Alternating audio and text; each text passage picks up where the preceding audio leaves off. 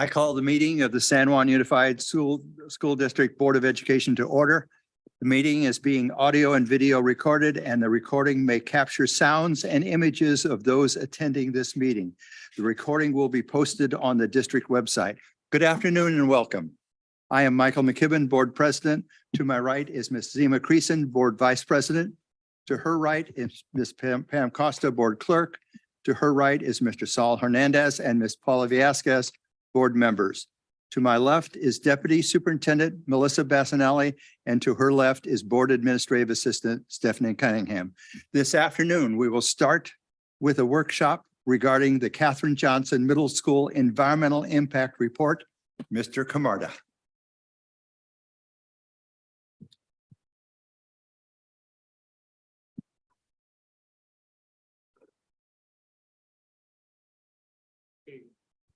There we go.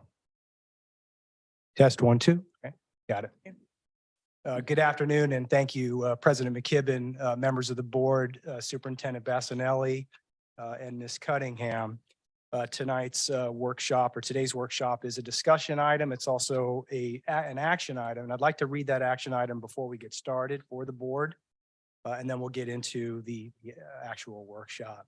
So tonight, the superintendent is recommending that the board adopt resolution number 4047, certifying the final environmental impact report, adopting CEQA findings of fact and statement of overriding considerations, adopting a mitigated monitoring and reporting program, approving the Katherine Johnson Middle School new construction project, and directing that a notice of determination be filed for this project.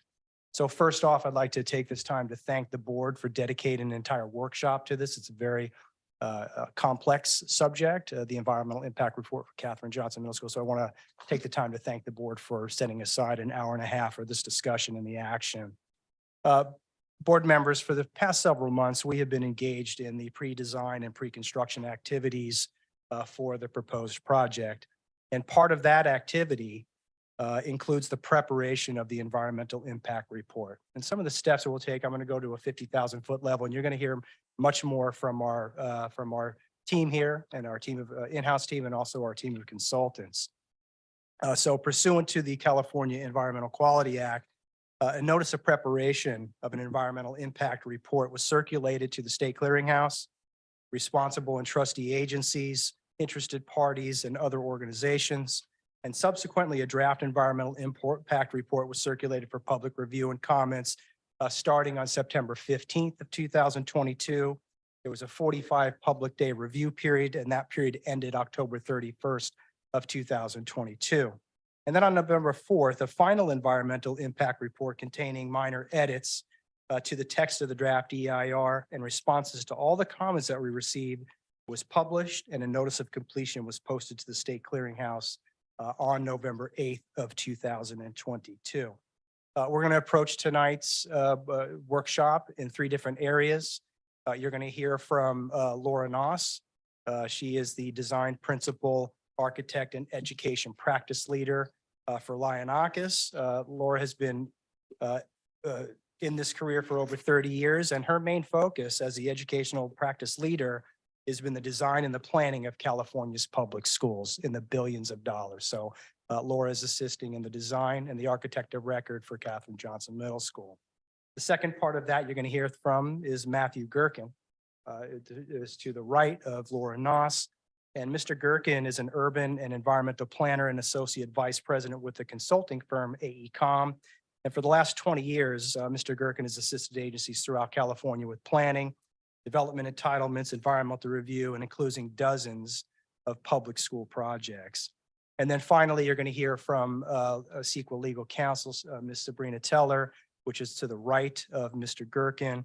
And Ms. Teller is a senior partner at Remy Moose Manley, the district's outside counsel, like I mentioned, for CEQA.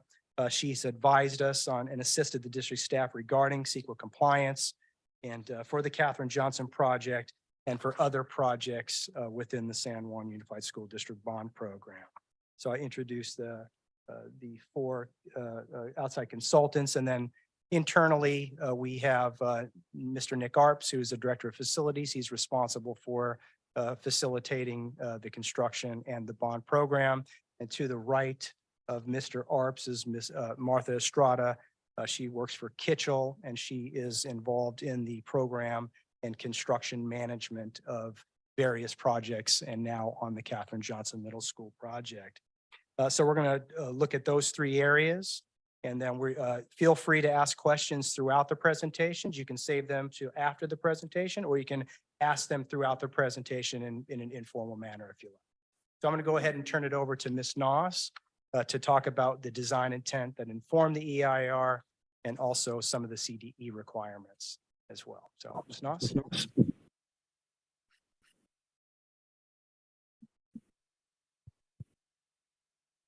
Thank you to the Board of Trustees for having us here and giving you an update on Catherine Johnson Middle School. We're excited to share our progress today. Let's see. There we go. I thought I'd walk you through the site plan since that informed, as Frank mentioned, a lot of the EIR today and give you that. Got ahead of myself. Give you an overview of the site plan. So first, it went back again. Okay, please hold. There we go. First of all, I'll walk you through the building footprint and explain what each of those buildings are, a little bit about the on-site vehicular circulation for parking and drop-off, as well as the play fields and other things related to physical education and recess on the campus. Building A is administration. That is the single point of entry onto the campus and our security control point. Building D, adjacent to it, is the STEAM building and library building. Buildings B and C are identical classroom buildings. Those contain a central resource area for collaboration and student services. And building M is the multipurpose locker room, PE classroom, and to its north, outdoor dining. The parking is, as you can see there, contains a large drop-off loop. Working with local jurisdictions, the preference was for traffic to come from Miramar for that drop-off loop and to create a long queuing area for parents to line up for student drop-off. Bus drop-off is on the Bellport side. The Department of Education looks to the separation of the parent drop-off and bus drop-off. For any of us who've been in that loop in the morning, we understand why. And then at the north of the site, maintaining an open green space equivalent to a youth soccer field, a perimeter walkway space, as well as to the west of buildings B and C, some outdoor learning space. I'm going to play a short video and talk over the top to give you the quickest overview of the campus progress to date.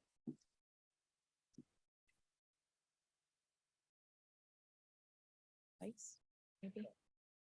There we go. So this is Catherine Johnson Middle School. As you may know, this is a similar design to what Arcade Middle School is going to have. The idea here is that we have a central quad around which all the buildings are organized. This is the drop-off loop area, and that glassy corner is the single point of entry into the administration building. You can see bike lockers on the right. Welcoming students and the public into Catherine Johnson Middle School. As you can see, we've themed around the Astros and Catherine Johnson's work. This gate can be closed after morning entry, and then we come in, and on our left will be the STEAM building and the library, which we'll quickly move into, outdoor learning spaces, outdoor classrooms, and connections between a daylit library, a flexible library, and the outside.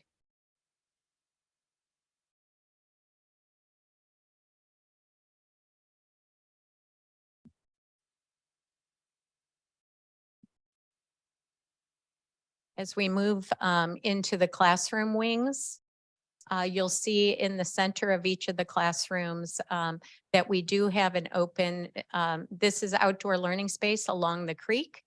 The idea is that our buildings are raised above the floodplain, and this gives us the nice opportunity for tiered seating and outdoor learning. And inside the classroom, very similar to what you've seen at the middle schools at Arden Middle School and others throughout the district. This central collaboration space offers space for students, but also for student intervention and student support services on campus, and is really bonus space to the educators that they can use for small group activities. And then as we head back outside, this central planetary space is the date of Katherine Johnson's birth in Planetary Talk. And we're looking now at the multipurpose that has an outdoor stage, a small amphitheater that would house an entire grade level. And as we move up, you can start to see how that central amphitheater and quad organizes the campus. Quickly moving through the front administration, this is where we welcome the public and students in every morning. That central collaboration space where students can get small group work or one-on-one peer and specialist training. The classroom spaces themselves, the library, and our specialty STEAM-based classrooms. And of course, the full-size gymnasium with a full-size basketball court and bleachers for activities. You can see on the left, there's also a stage. I did want to quickly address the Department of Education requirements for a 650 student middle school. Our acreage of the site is about just about 9.65 acres. The usable site acreage is 8.82 acres. That removes what you see in blue, which is the creek flood zone area from this piece of the conversation. Additionally, through the site, the yellow band you see going north and south is a utility easement connecting stormwater to the creek. So we have about an acre that is in limited use, but still usable in that. Fields, hard court, outdoor learning environments can all be built on that acre. The Department of Education has guidelines as part of Title V for the site sizes, and those are recommendations.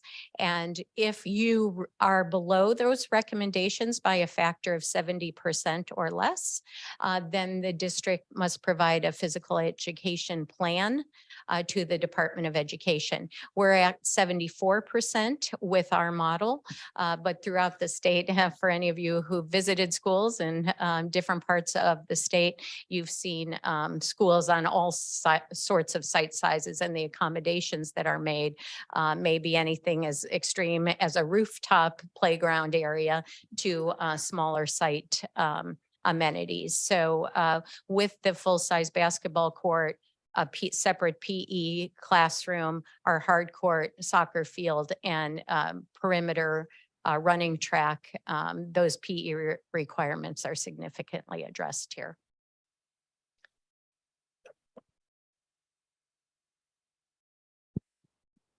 Thank you, Ms. Noss. Board members, we could take questions if you'd like on Mrs. Noss's presentation, or we could move on to Mr. Gherkin, who will talk a little bit about the findings and the legal requirements.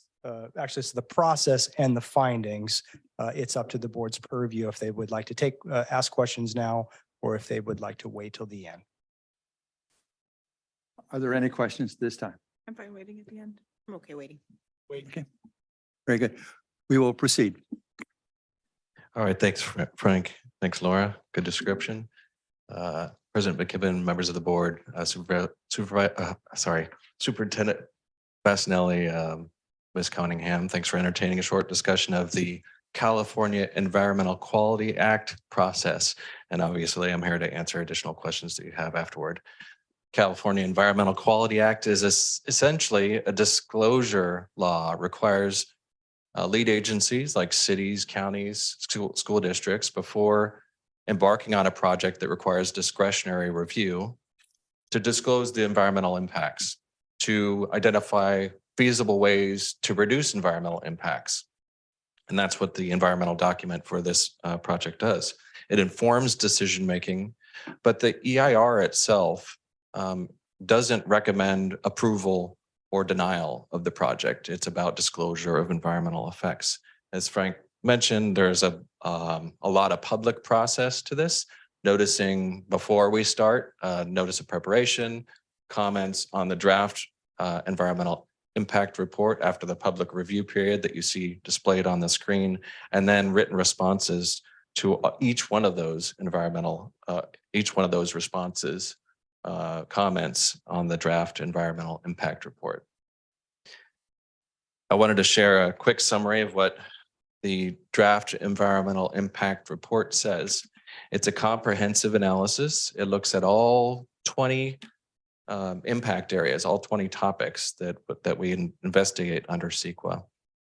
Most impacts, as you could see in the executive summary of the EIR, are less than significant.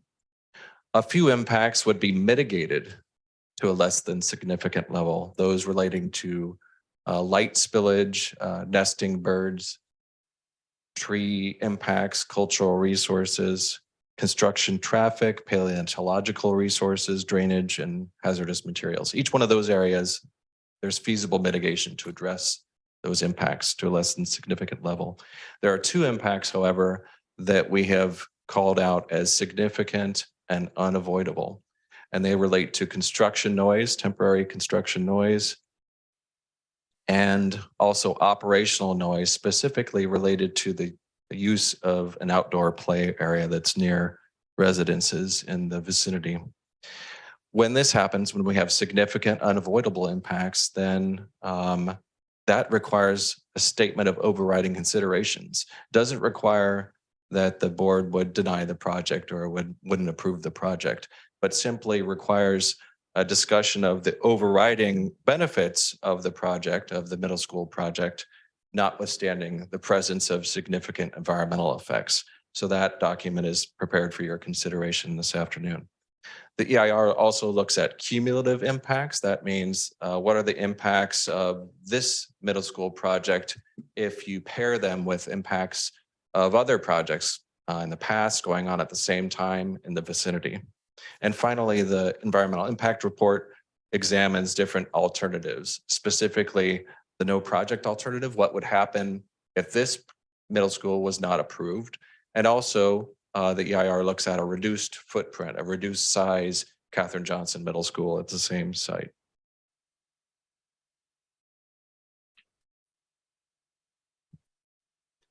And finally, on the final environmental impact report, we did receive 11 comments from agencies, organizations, and individuals. And you'll see in your agenda packet that we have prepared written responses to every one of those comments. There were also 2 minor changes to the draft EIR text that are summarized in the final EIR. Doesn't affect analysis or mitigation or anything substantive, but there was one change to a table in the executive summary, and there was also a change to the anticipated schedule for the Encina High School portables part of the project. That's the part of the project that would relocate the adult education center to the Encina campus. So the schedule, the anticipated schedule of that part of the project was revised as part of the final EIR. There was no need to change any of the analysis. There was no need to add or revise mitigation as a part of the final EIR. Now, Council Sabrina will have some words about this process. Thank you, Matthew. Good afternoon. I'm going to touch briefly on the board's legal duties under CEQA as the ultimate decision maker on this project. So the board's legal duties with respect to the project and the EIR are outlined in the proposed resolution and findings that are before you in your agenda packet. The proposed resolution makes the necessary recitations that are required under the CEQA statute and the guidelines for when you propose to certify an EIR and approve a project. But in short, in more common language, your duty as a lead agency under CEQA is to go where the data and substantial evidence take you with respect to the environmental impact conclusions and to disclose the potential environmental consequences of a proposed action. And the final EIR that's before you for consideration of certification does that. But the EIR doesn't dictate your exercise of discretion as to whether to approve the project or not. CEQA allows an agency to approve a project despite its significant environmental impacts if you also state and support the reasons why, in your view, the benefits outweigh the impacts. The statement of overriding considerations that's included at the end of the proposed findings in your packet provides a number of suggested considerations that could justify approval if you in the exercise of your independent judgment, if you decide that you agree with those. You may also add to or subtract those considerations. It is ultimately up to your discretion whether to agree with all of those reasons as stated.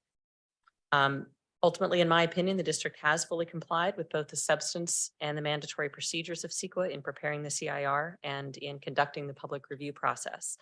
And the project is ready for approval if that is the decision of the board. And so with that, I'd be happy to answer any questions of a legal nature under CEQA for you.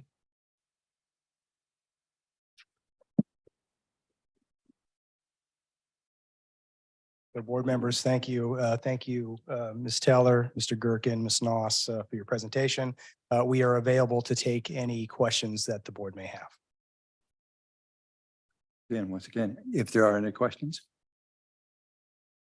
Is there public comment? Before or after? So we take Say comment. public comment. We are ready to take public comment. Ms. Rye, are there any comments? And if there are, will you read them in sequence? Of course, we have several public comments today. Our first speaker will be Cameron McClanahan, followed by William Dunphy. You're right up here, yes.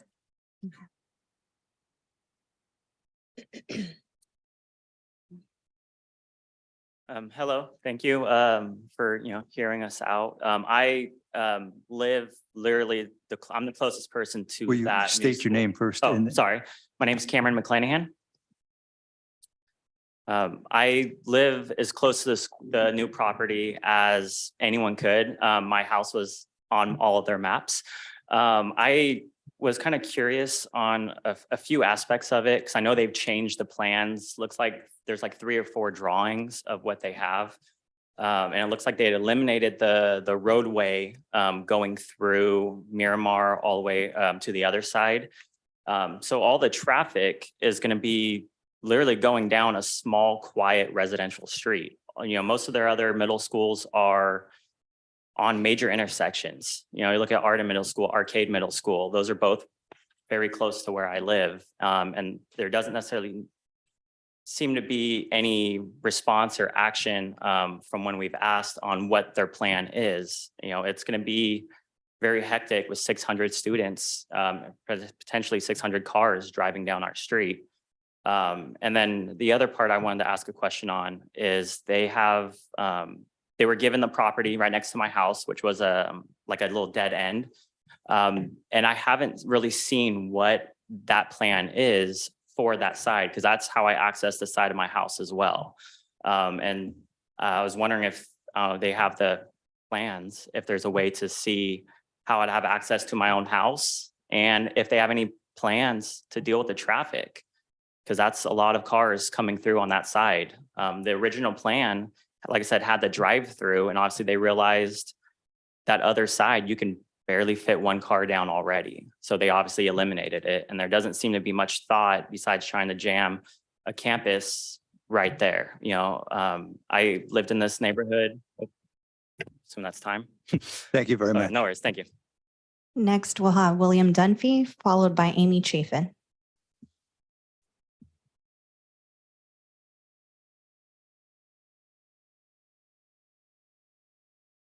My name is William Dunphy. And I want to talk about the objectives first. the objectives that provide a learning environment meet the objectives of today's student body. Number one, that's 650 students on a very small site. I know it barely meets state objectives. It's still very small. And you said it's going to be a better learning environment. I don't know where it's proven that new classrooms improve student outcomes. I don't know. We'll see. And the central location, other objective was the central location promotes walking and bicycling. In the EIR, 85% will come by automobile.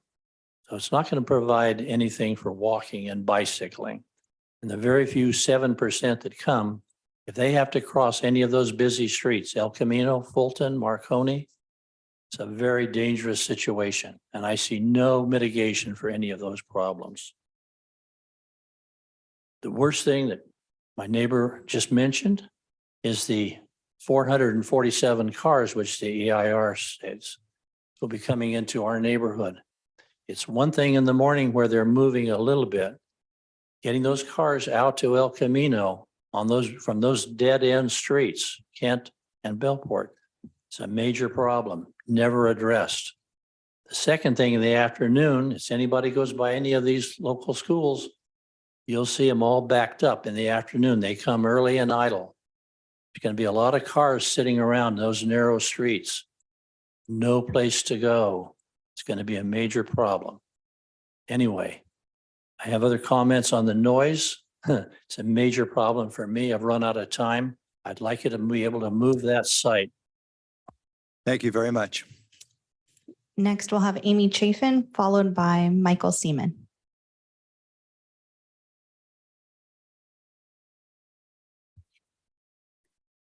Hi, my name is Amy. I've worked for you as your LCAP chair.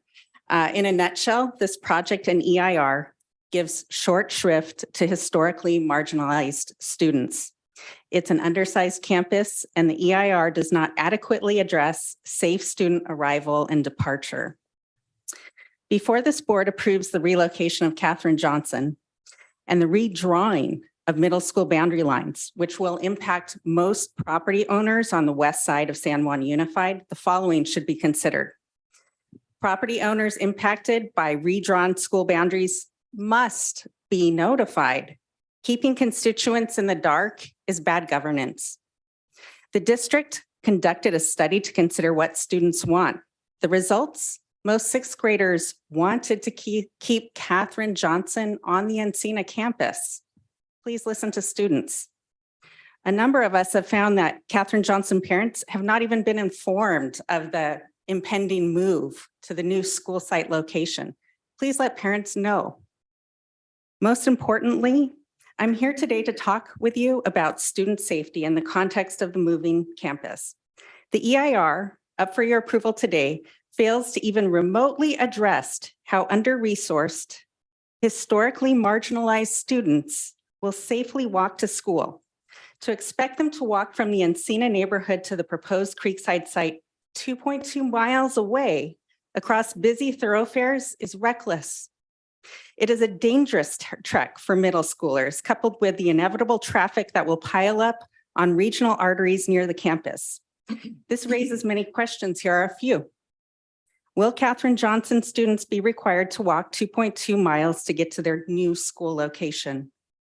Is it an appropriate distance for the grade level for them to walk each way? That's 4 miles each day to get to school. Thank you very much. Next, we have Michael Seaman, followed by Juan Iniguez. Thank you, Michael Seaman. I'm here to summarize the extensive comments I already sent you. It'd be a mistake to put a large middle school at Creekside. The site scores poorly at fulfillment of project objectives. Middle schools in privileged neighborhoods are more spacious and have better access. Your board has not been honest about this project, nor have you demonstrated sensitivity to public input. You've put the school district in legal jeopardy by deciding first and doing CEQA later. The analysis in the EIR is insincere and still gets its facts wrong. Moving students whose academic performance is abysmal to another place does not necessarily change their academic performance. Rather than spend money on pretty buildings for the targeted students, you should invest in improved student-teacher ratios and more personalized instruction. No one understands why the school district has raced to approve this project. Given the scale of the investment, 55 million or more for a permanent solution to a temporary bulge of middle schoolers, you should defer the process until the reconstituted school board can weigh in. Thank you very much. Next, we have Juan Iniguez, followed by Tom Nelson.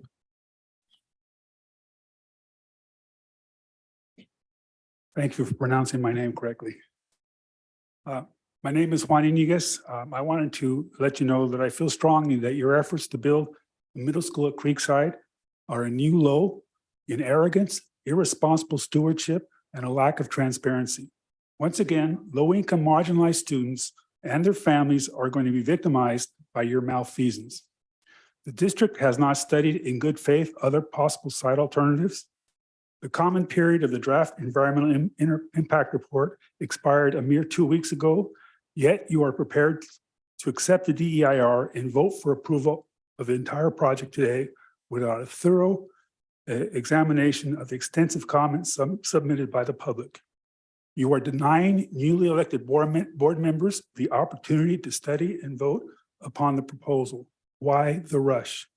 Your plan does not address the district's long-standing inability to educate Katherine Johnson middle school students.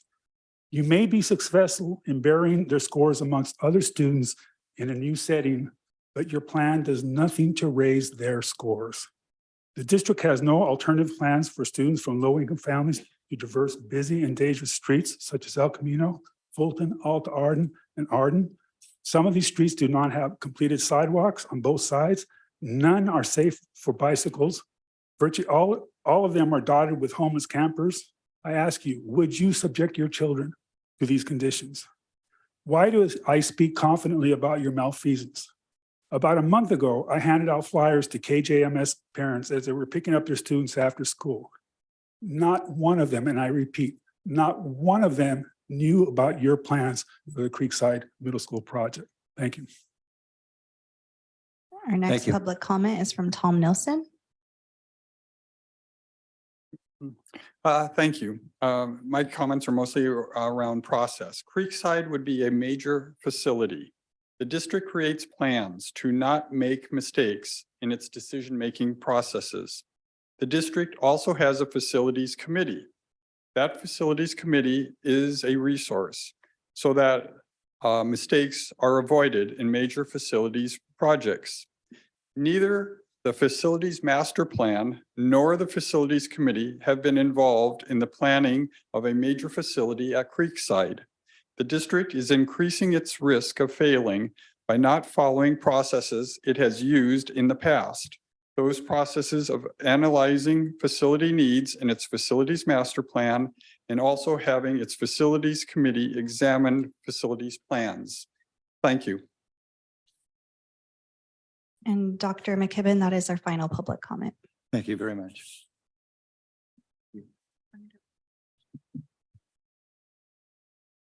Turn it over to Mr. Camarda, or do you want to come back to us? We're available to, we're done with our presentation, President McKibben. Okay. We're available to take any. We are ready for board comment then. Very good.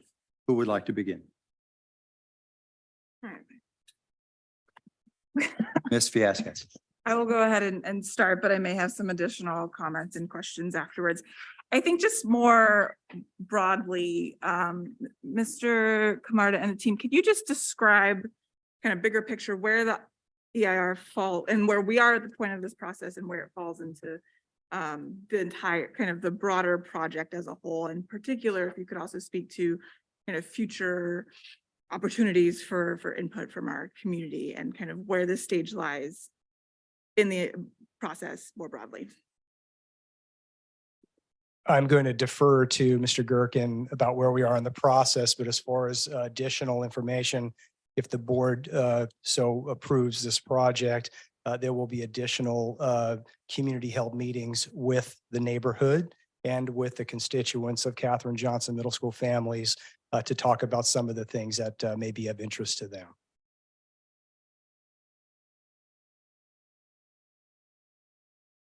Good afternoon. Good.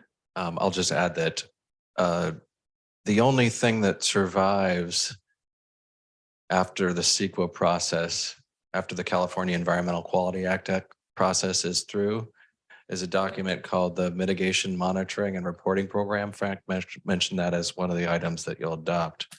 And that reaches out into the future, and it requires certain actions related to cultural resources and noise and lighting and all the things that the EIR addresses, and requires certain construction, operation, and design requirements be met in order to reduce environmental effects. So that's the thing that survives after the notice of determination is filed, after we're done with the final EIR. Anyone else want to add anything before? Okay, great. The next question is throughout the EIR, there's just a discussion in particular at the front end. I did read through all 244 pages, just as an FYI. And I'm just wondering if someone could speak pretty broadly to kind of the master, at some point it's grouped into kind of 3 master replies around alternatives, transportation, and then kind of disagreements around some conclusions. People can read the report, so I'm not looking for a detailed line by line, but if you could sort of summarize and maybe discuss very broadly each of those points, that would be helpful. I will try. The purpose of master responses is to acknowledge that several commenters address the same topic, and they're going to get a richer response if they're all cross-referenced to a master response that answers related questions and topics. And as you have called out, those master responses address transportation and traffic, alternatives, and disagreements with the EIR's conclusions. Broadly, the responses, like I said in my presentation, don't require any new analysis. They don't require any substantive revisions to our analysis. None of the comments identified a topic related to environmental impacts of the project that we missed or that we needed to address in the final EIR. So on the transportation comments, largely we're providing a more detailed discussion of things surrounding transportation, methodological decisions, how the scope of our analysis was developed with the experts in this area. In this case, Sacramento County Department of Transportation was involved in the front end in identifying what intersections we should study and how we should study them. So the transportation response doesn't fill in gaps as much as it provides a more detailed description so that the commenters that are interested in transportation can understand that additional methodology approach sort of information.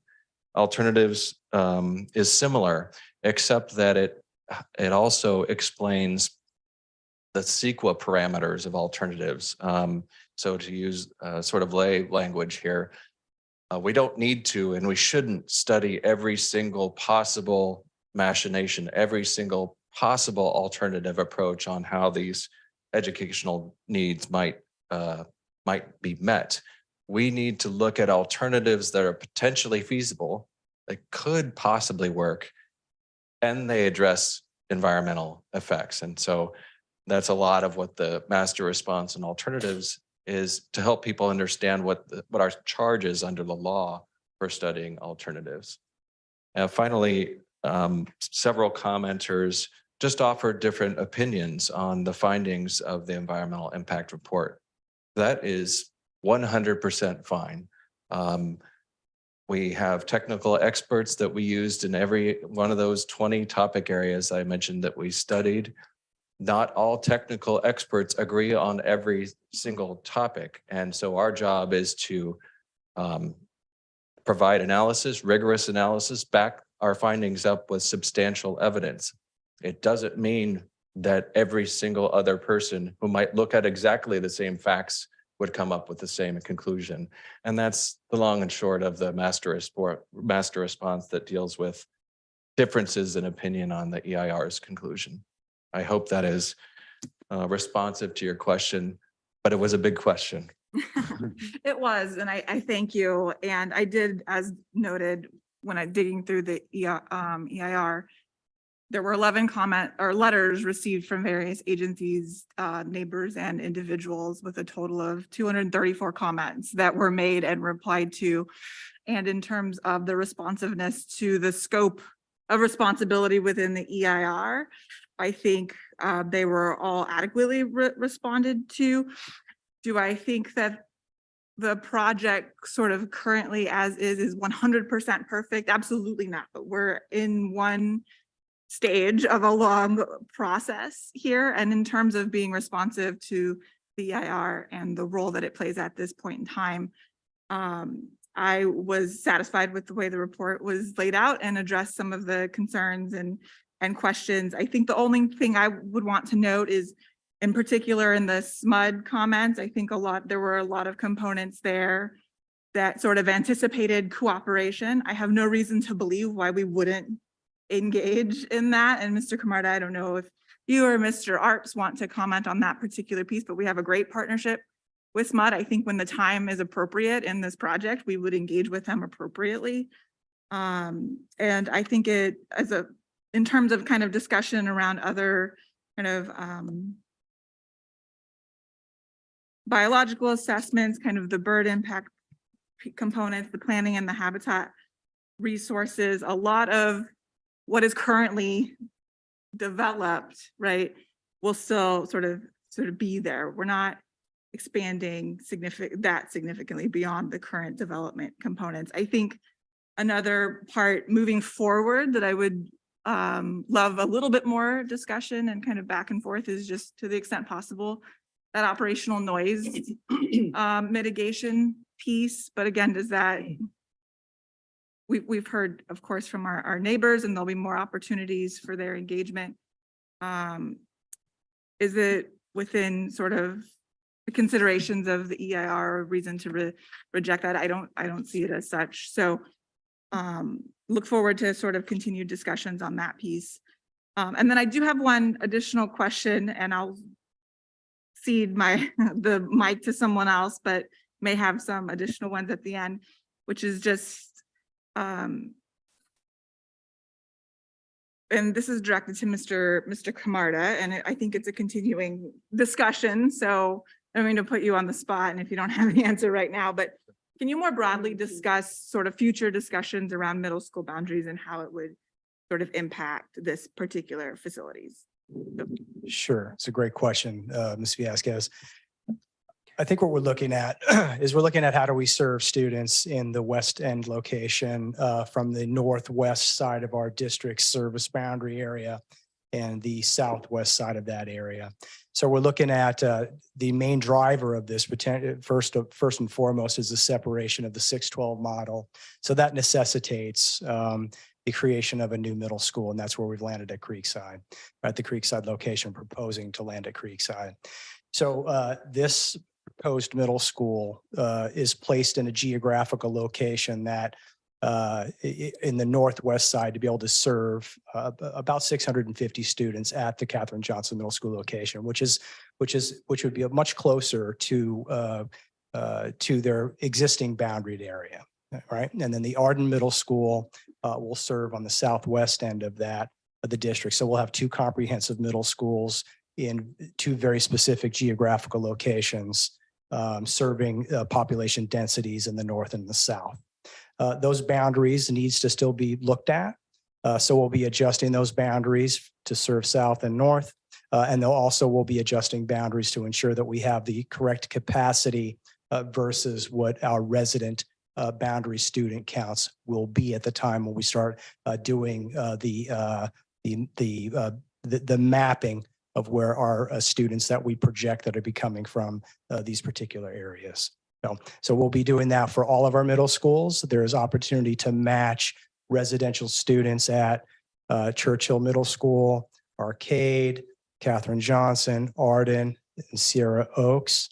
So all of those schools will be looked at, and Edison as well, to be looked at to make sure that our geographic location takes into consideration vehicle travel time and a proximity to the densities of students, trying to really match capacity, but also provide better geographically spaced middle schools within the West region. Thank you, Mr. Camarda. And I think that context is just really important and also helpful, at least it is to me, because this isn't happening in a vacuum in and of itself. There's just a lot of things currently in transition. And of course, that's it's a separate conversation, but it all comes together and has an impact on each other. So that context is helpful.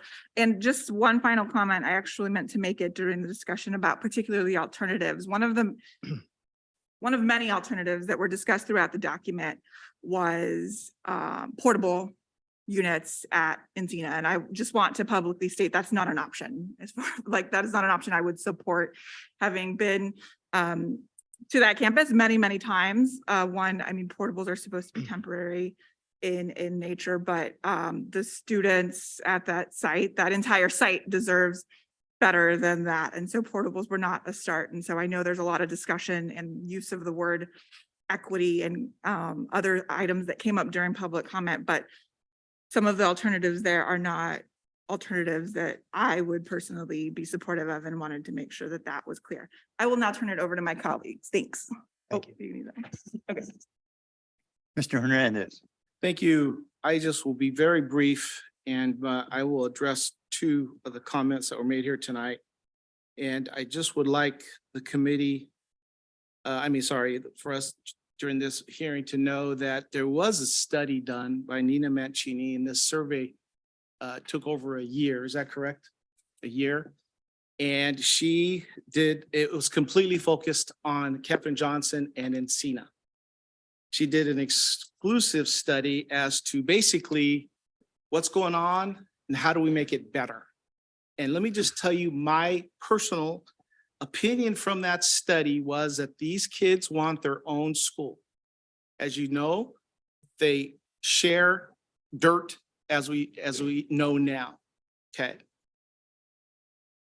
So for me, that is the most important thing that I took from that survey study, was that not only did the Encina kids, but as what the Katherine Johnson want their own school so they can have their own everything, their own culture, whatever it may be. That's one. So to say that our students will be victimized by a new school, I find it very hard to believe that if those students right now, Katherine Johnson, saw this video about their potential new school, that they would feel like victims. Second, on the facility, not communicating through the facility committee, Frank, do you remember when the facility committee saw the plans and made a recommendation? Would you give an idea when that was? That is correct, Board Member Hernandez. I don't have the exact date, but there was a couple conversations with I the was there. Facilities Committee. I was there. You were present. I just don't have the date. off the Thank top you. of my head. And do you remember how they voted? Yes, I do. Yeah. Could you tell the committee, everyone that's here, how they voted? It was led towards the separation of the 612 model to a 912, 68, and recommending the Creekside location. Thank you. Unanimous, wasn't it? It was unanimous. Thank So I guess it's very clear where I stand. I support this project 100%. Ms. Costa. I also support this project 100%. I feel that the students at Katherine Johnson deserve their own site. They deserve their own school. I believe, as I read through the study, I believe that every question was answered. It felt like the things that we had heard in other projects, as you have done with so many of our schools before, were being addressed all over again. And what I know for sure is we finished the project and everybody is thrilled with their new school. I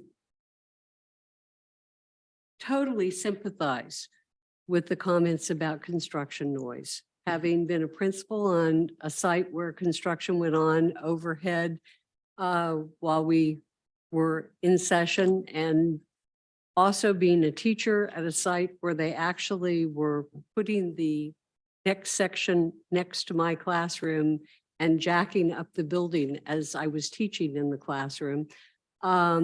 It is not fun. As a community member, when construction has happened around my house, that is not fun. But I do know that it is a period of time and the construction noise then ends.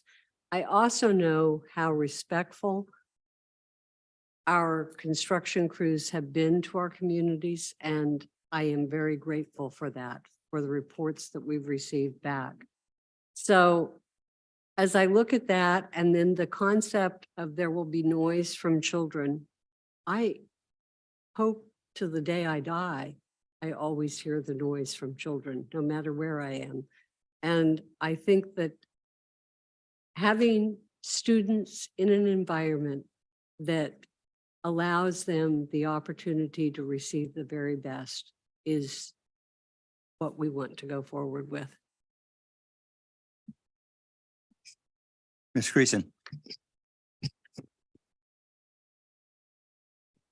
Thank you. And some of my comments and questions were already stated, so bear with me as I go through my list and try not to repeat myself. I want to start by saying I've talked to quite a few folks, not necessarily the folks that have provided public comment or that, you know, show up on this issue a lot, but other neighbors and other families. I actually was at Encina and KJ today, just to have a real current today look, you know, at the facility and talk to folks today. Combining a 6 through 12, you know, and I'm sure this is going to offend someone, but I'm going to say it, but it was highly irresponsible and never would have happened at the Rio community. But what do? We do that to the Black and brown kids. And it was just, it's a right that absolutely 100% needs to be a wrong that needs to be righted and never should have happened. I never would have had my kid in a 6 through 12. It's just inappropriate. So I continue to be excited that we recognize that this wasn't right and we're splitting these out because these kids, the age group, our difference is too vast and it never should have happened. One of the themes that has come up many, many times in my conversations, but maybe not necessarily in this room, neighbors want to continue to have access to the nature area. So I'm wondering if somebody could talk a little, it's my understanding they will. So can Mr. Camarda, can you speak a little bit about the access to the nature area for the community? Sure. Yeah, we do plan on working very closely with Fulton El Camino Park and Recs District. You're not on. Turn your mic on. Test. Okay, can you hear me? So we are committed to working very closely with Fulton El Camino Park and Recs. We know that their piece of property in the back, which is the nature preserve, is landlocked, and the only way to get through that nature preserve area is through the campus. During the construction process, we will set up temporary construction fencing, continuing to allow folks to access that nature area from Bellport and also from Lacey Lane. So there'll be 2 points of access there. After that, there is conversations with Emily Ballas, the director of Fulton El Camino, about a permanent access easement that would allow folks to be able to use that nature preserve area during school operating hours. Now, they will not be able to enter the nature preserve area from the front of the campus, but they will have access from Bellport, similar to the construction access area, and also off of Lacey Lane. So we'll be working closely with Ms. Ballas and Fulton El Camino to keep that access open and potentially giving them an easement to be able to have long-term access to that particular area. Okay. Yep. That was my understanding. So thank you for saying that for the record. I know that that has been a major concern and understandable one. And it's my, okay. Yeah, okay. And it's my understanding, you know, from, actually, I'll table that one. All right. Facilities Committee, thank you, Mr. Hernandez, for bringing that up because, you know, I'm the board member on the dais, say, well, what did the committee say before it got to us? And so I remember very vividly the Facilities Committee weighing in on this issue. And I talked to my Facilities Committee appointees. And they continue to be, well, at least my appointees continue to be excited about it. So that comment surprised me. Again, bear with me because I don't want to repeat myself. Another round. Okay. Can you talk, and I understand that there's still conversations to be had, but can you talk a little bit about traffic and mitigation or the process to come up with that plan? You know, I'm gonna defer this one over to Ms. Noss. and Mr. Gherkin. So when we went to an original community meeting, we did indeed, as was referenced, have a through street from Miramar to Bellport Lane. In subsequent conversations with the county and with the results of our traffic study that Mr. Gherkin alluded to, it was determined that access from only the Miramar side was not only preferred, but had limited the impacts throughout the neighborhood in all the intersections that we had to study. And that separating the buses and keeping them on the Bellport side allowed for that separation of traffic. What we were able to accomplish is a longer queuing area because of the large loop that's been created. And I'm sure that Mr. Gherkin could give you some specific numbers from the traffic study, but this alternative was studied as part of that. Okay. Thank you for that. Mr. Gherkin, did you want to talk on the traffic? Not necessarily if you've heard what you need to hear. Okay. Yeah, so as I mentioned, well, actually, I didn't mention this part, and this is a little weird, but California Environmental Quality Act, the social inconvenience of traffic congestion is not an environmental impact under CEQA. I just wanted to make that point. It's the topic that people tend to care about a lot of times, and so we studied it anyway. Put together a traffic analysis that studies both transportation impacts, meaning generating trips, air quality, greenhouse gas emissions, but also congestion-related issues, effects on intersections, working with Sacramento County to identify which intersections we should study, taking traffic counts of existing conditions, building a model that shows how trip generation, how many trips would be at this site in the future, where they go, how they affect intersection, and then redesigning the site in order to avoid inconsistency with Sacramento County policy on level of service congestion. And I appreciate you calling out because some of the comments when we're talking to community, you know, it's not necessarily just funneled into just the environment. So I get that. So some of the things that are going to come out of my mouth are just what I'm hearing from community, and it's not going to be specific to this, but I think folks just want to hear it. So I'm just going to say it. And if it's not for here, you guys will say, not right now. And then we'll get back to folks. So I appreciate that. That was really helpful. Another question I have is specifically when I want to be sure that neighbors that will be directly impacted by this change know how to get a hold of our facilities committee, that they know that this isn't the only place to come and make a public comment and be heard, where there really is not a back and forth in a conversation.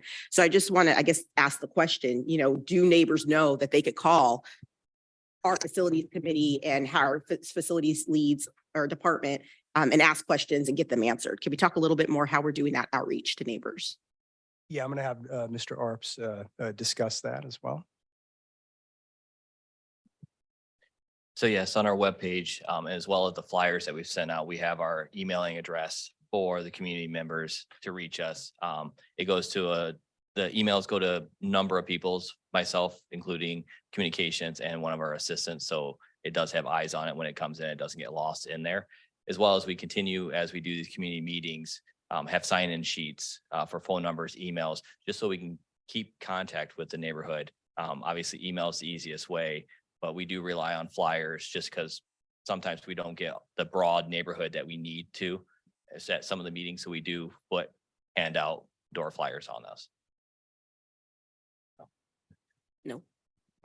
I did want to add a comment to that. As part of the mitigation monitoring reporting program, it does require that we notify the neighborhood 500 feet within the school and let them know when construction is going to start. So we plan to do that. So thank you, because that was going to be my follow-up question. Like, who gets the flyer? Like, how does that get to, and you So just it's answered that determined question. yes, it's determined in the MMRP within 500 feet of the school. And if we need to extend it, and it does identify the construction liaison. So it does provide information if you want to sign up to get more updates, but that's the first start that they'll see a flyer coming to their neighborhood in December, around that time. Which I appreciate that very much, because I love that the information's on the website, because some folks will go to the website and be like, oh, I hear this thing is happening. A lot of people aren't going to go to the website. You know, they just want to know. We want to make it easy for folks to get there. I will make one more comment and then I'll stop. Okay. And you said we're going to get another round though. Okay. So I'll stop for now. I do want to just note that the portables at Encina came up, regarding adult education, because we are moving a program. And I am very concerned about the adult education program and where we're going to offer this programming because it is important. I know we focus very heavily on K through 12, but we are responsible for adult education as well. When we first start talking about adult education, we had said we're going to explore what to do as a permanent solution. So I just want to say for the record, this is not a permanent solution that we're just shifting this over. This is what we're doing now. I also asked some detailed questions because I don't, Encina, there's a lot to do at Encina, and I don't want portables to stand in the way of anything that could happen to strengthen and help out Encina. And I was assured it won't. So I just want that stated for the record, and I'll pause for now.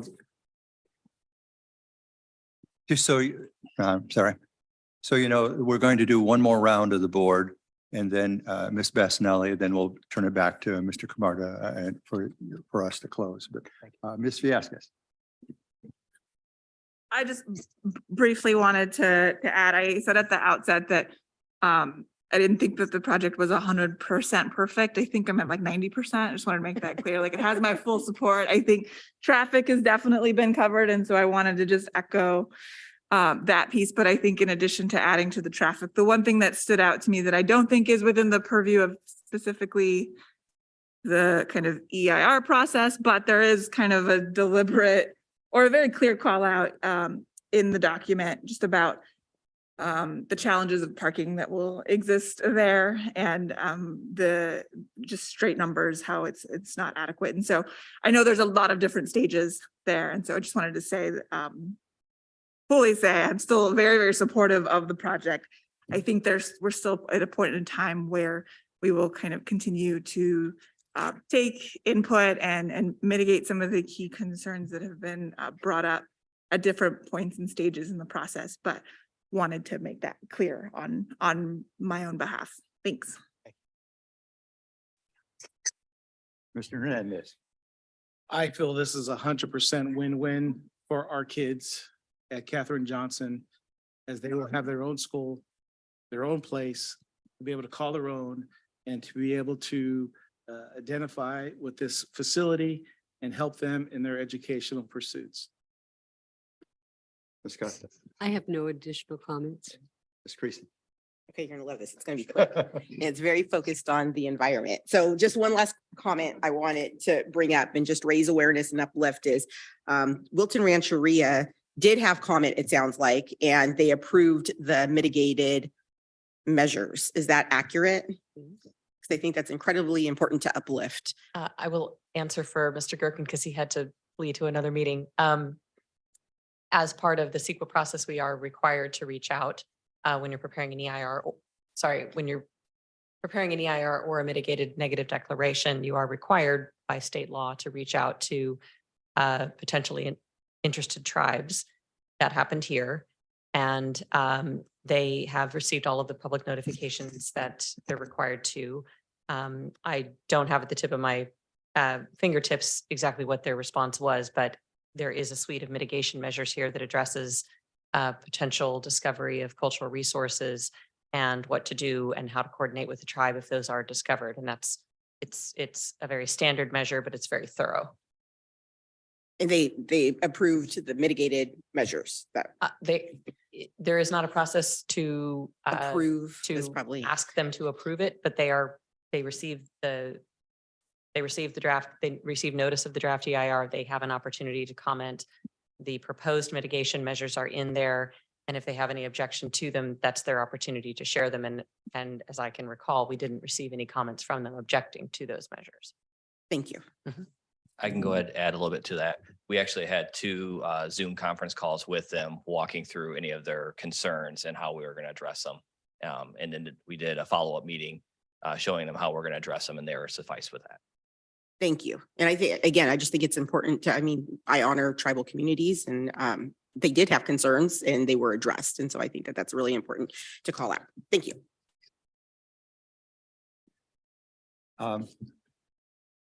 As president, I get to go last as usual, and most things have taken, but I want to summarize a couple of things related to traffic flow. And I'm noting what happened at Barrett and how amazingly different the traffic flow and how much better it was after this.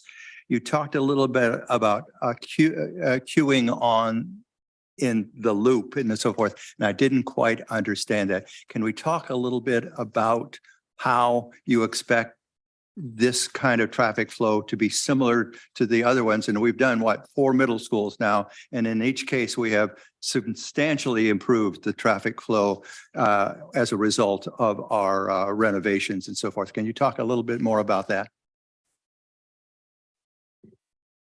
So the queuing we talked about, if you look at the site plan, the large loop that goes around the perimeter, in addition to it being a loop with significant amounts of drop-off length, so cars can queue up and drop off their students, it also has multiple lanes so that you're not impeded by the person in front of you. If you've picked up your student, you have a lane to get around them and continue out of the parking lot. That is one of the improvements you've probably seen at your other middle schools that often had a single lane or they were dropping off within the parking lot. Now we have those multiple lanes, and those are the opportunity to keep traffic moving.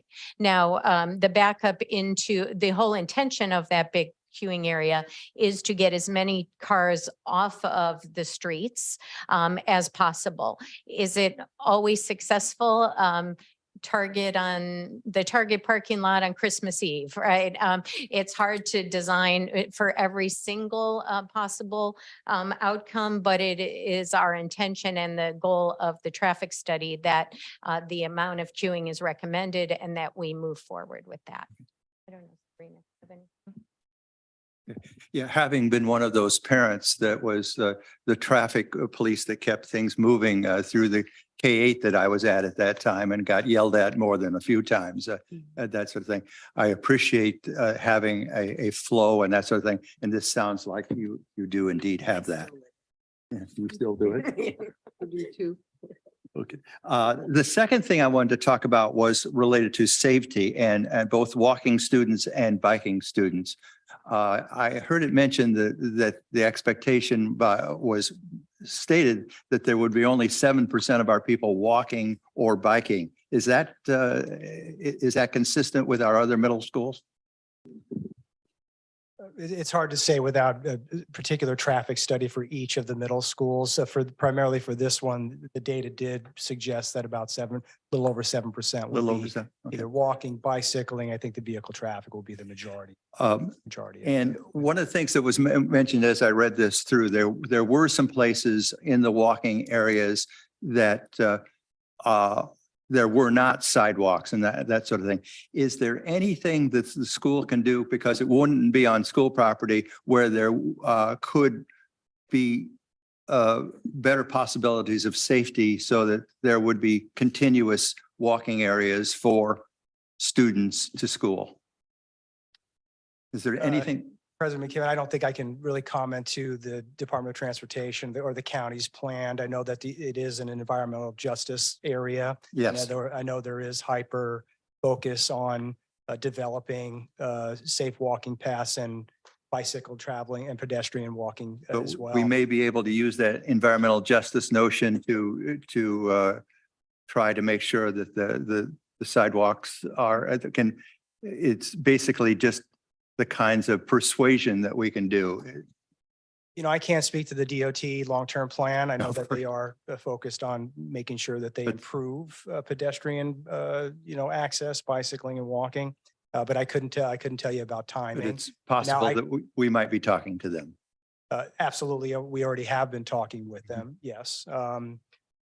We will improve all the sidewalks around our particular site. And there are sidewalks on Bellport and Kent and Miramar. There are other sidewalks, maybe not 100% everywhere.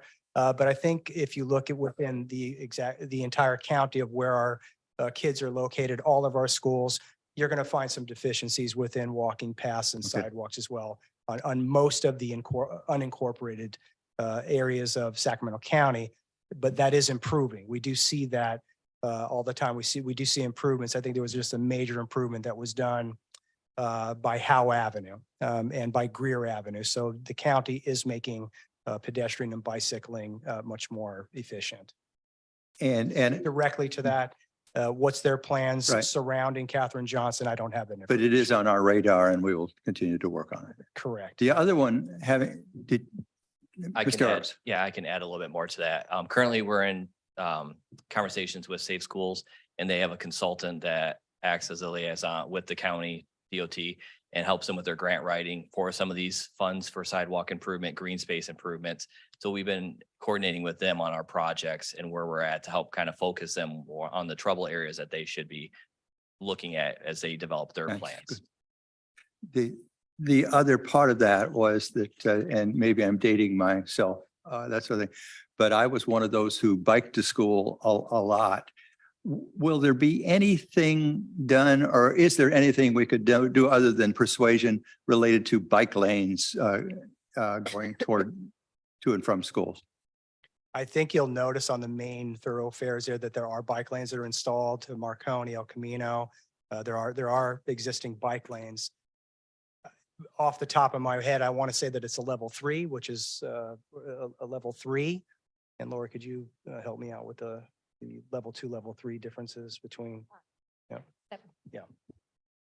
Whether they're separated from the sidewalk or separated from the traffic with a curb or another barrier. But what we have done on our site is, Mr. Camarda said, is improvements around the perimeter. We do have on-site bike storage for students once they get on campus. And as Mr. Arp said, we're in continuous conversations with the county, trying to understand their plans, sharing our traffic study, of course, with them to help them identify our identified problems. And finally, my last question relates to, thank you very much to the other board members who mentioned that indeed this project is linked to what we will need to be doing over the next years, and that is looking at our boundaries of middle schools and how that discussion will affect the walking distance for a number of the students and so forth. And I know that is on all of our radar. And in fact, we haven't done that for more than a decade. So it is indeed due. I did want to say thank you very much for this very good, very thorough presentation and how tight this whole EIR report was. I will now turn it to Ms. Basnelli for. Is there Didn't one have more? any additional comments? I was just ready to move the item if our discussion is done, but Ms. Bassanelli, were you going to add? Then Oh, we'll go to sorry. a motion. Just a couple comments. So I want to extend my gratitude to Mr. Camarda and the rest of the team for your presentation, but also your thorough work on the project. I just wanted to speak just a little bit to traffic and operational noise, just from a site leadership perspective. So family and community engagement is a core value that we have in our system. It's a core value of our schools. I know that Trustee Costa can speak to this back to her principal experience. As site leaders, it's incredibly important to us in the day-to-day operations of the schools that we work with the community in terms of traffic, transitions with ingress and egress, and quickly moving traffic and getting kids to school and from school back to home is incredibly important and something that we work with our parents and community to make sure that there are smooth pathways of travel and that we're responsive to what our students and families need, but also what our communities need. This also is with in terms of operational noise, where we will often work with community and check in around the noise and the impacts of that. Whereas it could be the bells ringing, that particular schedule, just being mindful of our impact on the community and working with the community to try to mitigate those factors. So I just wanted to assure the board that that's something that staff will be working on as if you take action on this project, and that they'll be working on to mitigate and support our students, families, and also our community. Ms. Fiascos.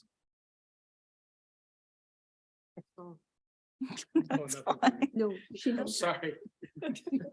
Having trouble reaching the mic these days, but unless someone really wanted to get to it first, I just wanted to move to adopt resolution number 4047. Second. It's been moved by Ms. Fiascos, seconded by Ms. Costa. Ms. Costa. I'll get it. and so forth. I want to make sure that you understand that we, in adopting resolution 4047, we are certifying the final environmental report. We are adopting the CEQA findings of fact and statement of overriding considerations. We are adopting the mitigating, monitoring, and reporting program, approving the Catherine Johnson Middle School new construction project, and directing that a notice of determination to be filed for the project. Is there any discussion? If seeing no discussion, all those in favor of adopting resolution number 4047 signify by saying aye. Aye. Those opposed? It is unanimous. All right. Let me get to. This concludes the workshop. We will adjourn for 14 minutes. And then we will go into a closed session. The open session will begin at 6:30. Hit your gavel. And hit my gavel. Mad at me when I push her. We now move it into closed session. There are no comment cards. We have two closed session items on tonight's agenda. Now that I'm calling it back to back to order.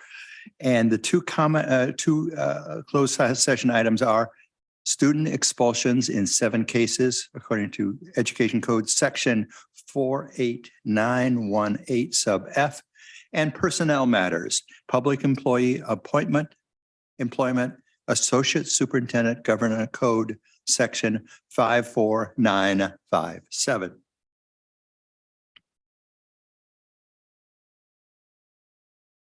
We now move into closed session and we'll return at 6:30. Good evening and welcome.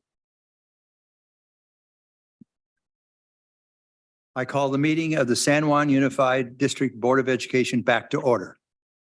The meeting is being audio and video recorded, and the recording may capture sounds and images of those attending this meeting.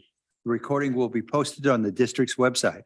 Board meetings are being held in person in the boardroom at the district office, and the public is welcome to attend. Alternatively, the meeting may be viewed on the district's YouTube channel where it is being live streamed. Please stand for the presentation of the colors by the Casa Roble Fundamental High School Air Force Junior ROTC.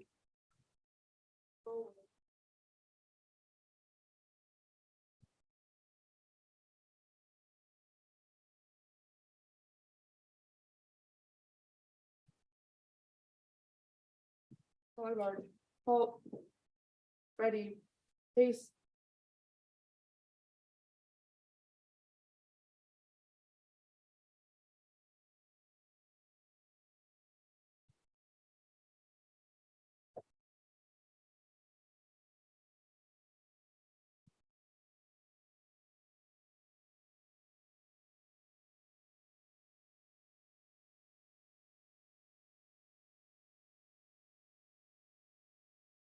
Ready, pace. Form, color guard. Ready, pace. Preset, arms. Ladies and gentlemen, please join me for the Pledge of Allegiance.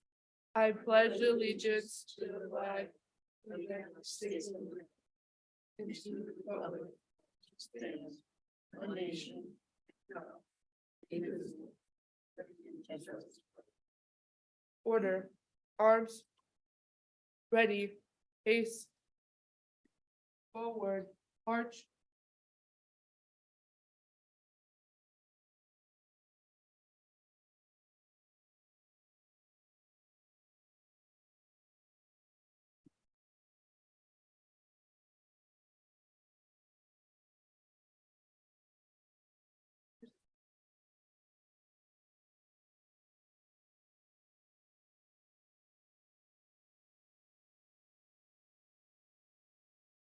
Good evening and welcome. I am Michael McKibben, Board President. To my right is Ms. Zima Creason, Board Vice President. To her right is Ms. Pam Costa, Board Clerk. And to her right is Mr. Saul Hernandez and Ms. Paula Vasquez, Board Members. To my left is Deputy Superintendent Melissa Bassanelli, and to her left is Board Administrative Assistant Stephanie Cunningham. Individuals who are attending the meeting in person and would like to offer public comment, we ask that you complete a speaker request card available at the staff table, and you will be called on at the appropriate time during the agenda. Please note that the Board Bylaw 9323 limits visitor comments to 2 minutes per speaker and no more than 30 minutes per single topic. Time will be extended for any speaker who uses an interpreter. Please be aware that public comments, including your name, become part of the public record. We now move to item E, approval of the minutes for October 25. Are there any corrections to the minutes? Is there a motion to approve the minutes of October the 25th? Moved by Ms. Creason, seconded by Second. Ms. Costa. All those in favor signify by saying aye. Aye. Those opposed? And there are no abstentions. Abstain. Mr. Hernandez abstains. The motion is passed 4-0 with 1 abstention. Of course, all I do is need to read. We are at item F1, high school student council reports. Tonight, we will hear from student representatives from Del Campo High School and Mesa Verde High School. Welcome, and let's begin with Josh Labor and Jordan Bickel of from Del Campo.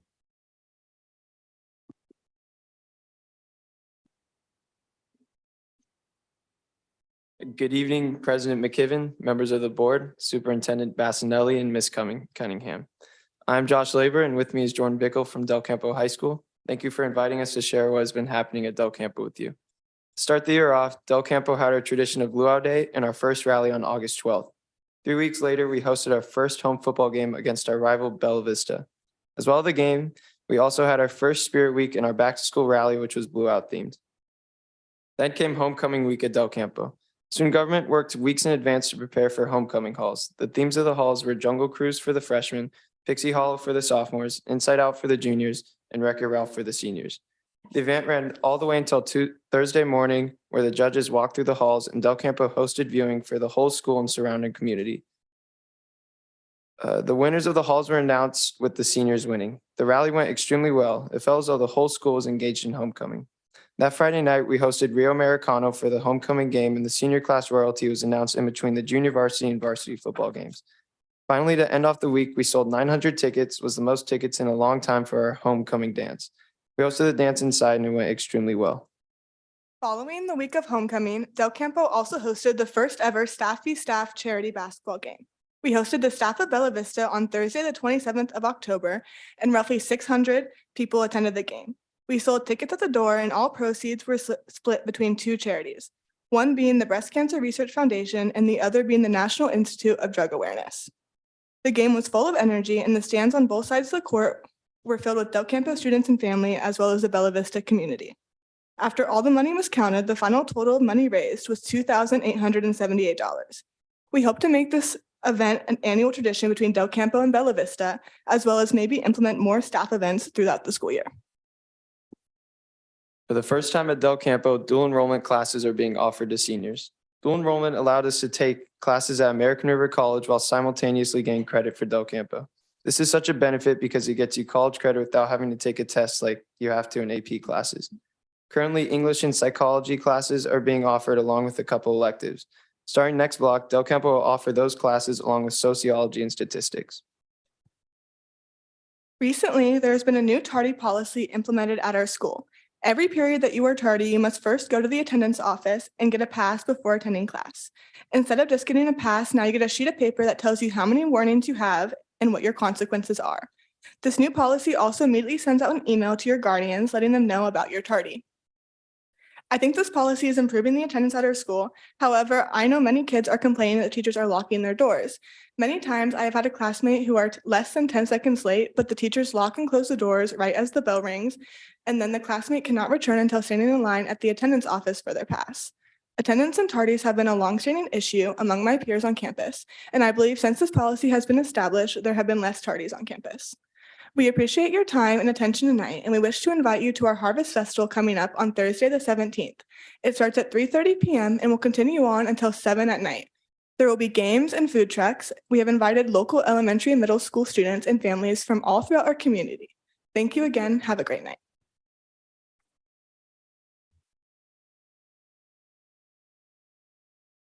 If you'll stay there for just a minute, I'll get on my. If you stay there for just a minute, we'll ask and see if there are any board members who would like to ask you questions. Anybody want to go first? Ms. Fiasquez. Thank you both for being here and for your report and for the invitation for the Harvest Festival as well. If you have invited elementary and middle school students in the past, I don't recall it, but it sounds really great. And I know the last couple of board reports, we've seen more reports where high schools are being getting a lot more involved with kind of the local middle and elementary schools. And I just think it's a great trend. Really excited about it, fully support it. Thank you as well for the rest of the report. I often get worried about staff versus staff games. Were there any injuries involved? Not that I know of. Great. Love to hear it. Hope everybody had a great time. Glad it was well attended.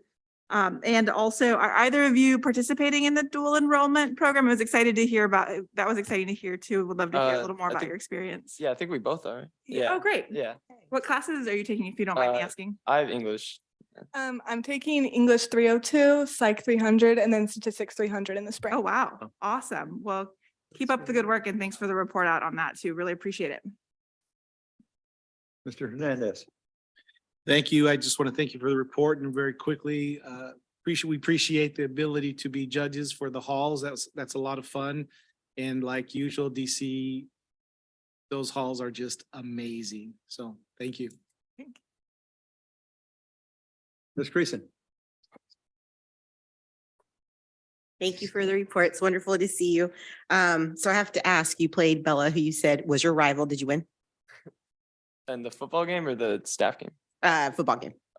We won, but we technically forfeited because we had a player who shouldn't have been playing. Oh, see, that's why I know I shouldn't ask, but there's always juicy details that come out when you ask. So I'm We gonna keep beat them asking. in the staff game though. Say it again. We beat them in the staff game though. That's awesome. No eligibility there. No eligibility there. Continuing on the football theme, did I hear you correctly that you played Rio for homecoming? Yeah, we did. Rio also played El Camino for homecoming, so they were just, doing their rounds. That's interesting. Did you win? No. We didn't. El Camino didn't either. Go Rowdy Raiders. The halls, I just want to apologize. I apologize via email that I couldn't go. I had to drop my kid off at school and I couldn't be there. It sounds like such an amazing thing. Next time I'm going to figure out some other way to schlep my kid to school. But I appreciate the invitation. I'm sorry I wasn't able to visit. I think I mentioned this in my last board report, but because you're here, I just want to do a shout out to Ms. Brandy Veal, your librarian, who's amazing. I was able to go and connect with her and talk with her and just see the wonderful work she's doing in your library. I know she keeps track and she has this nice little sign that says how many books have been checked out, and it's like a really big number, and she has a little baby Yoda. It's just, I love the environment in your brand new building, and she just seems like such a wonderful asset to your school. So it was wonderful to meet with her. And I was also really excited to hear about your dual enrollment classes. In my day job, I have a lot of I have my hands in dual enrollment, both for adult education as well as high school. And I know that the state has made some investments in dual enrollment just this last budget cycle. So it'll be interesting to see the expansion happen. It's an incredible opportunity. You've uplifted some of the benefits. I mean, simultaneously getting the credit is huge, but also it saves you money because you don't have to pay for those college credits, right? So, and that's a tremendous leg up. So thank you so much for being here. Oh, and I do want to acknowledge, thank you for sharing your concerns about the tardy program. That's very helpful to know, and I'll wrap my head around that. Thanks. Thank you. And one more. You had to suffer through me too. I wanted to give you kudos related to the joint program that you're doing with Bella Vista and so forth. And can you say again what kinds of things that you're doing in that joint effort? So we hosted the charity basketball game, and ever since then, both parties, both Bella Vista and Del Campo students, have definitely been like still talking about it and have been wanting to put on maybe more events. Like in the spring, they wanted to do like softball or something, and so it's just kind of like a great way to bring our community together because we are rivals and there's so much tension during football season. But then in reality, a lot of us are friends like outside of school, and so it's kind of cool to see like in both perspectives. That's a great idea, and I would, yeah, nice thing for other places to follow. And now, thank you. Thank you. Next, we will hear from Jordan Saltonstall and Isabella Villarreal. Did I get it? I know I just messed the last one up. Did I get that one right finally? You're good. Okay. Good evening, President McKibben, members of the board, Deputy Superintendent Bassanelli, and Ms. Cunningham. I'm Isabel Villarreal. And I'm Jordan Saltonstall. We're happy to be here on behalf of Mesa Verde High School. I would like to start off by thanking the board for having us here tonight. It hasn't been too long since our last report, but still many things have happened at Mesa Verde. Homecoming was on September 24th.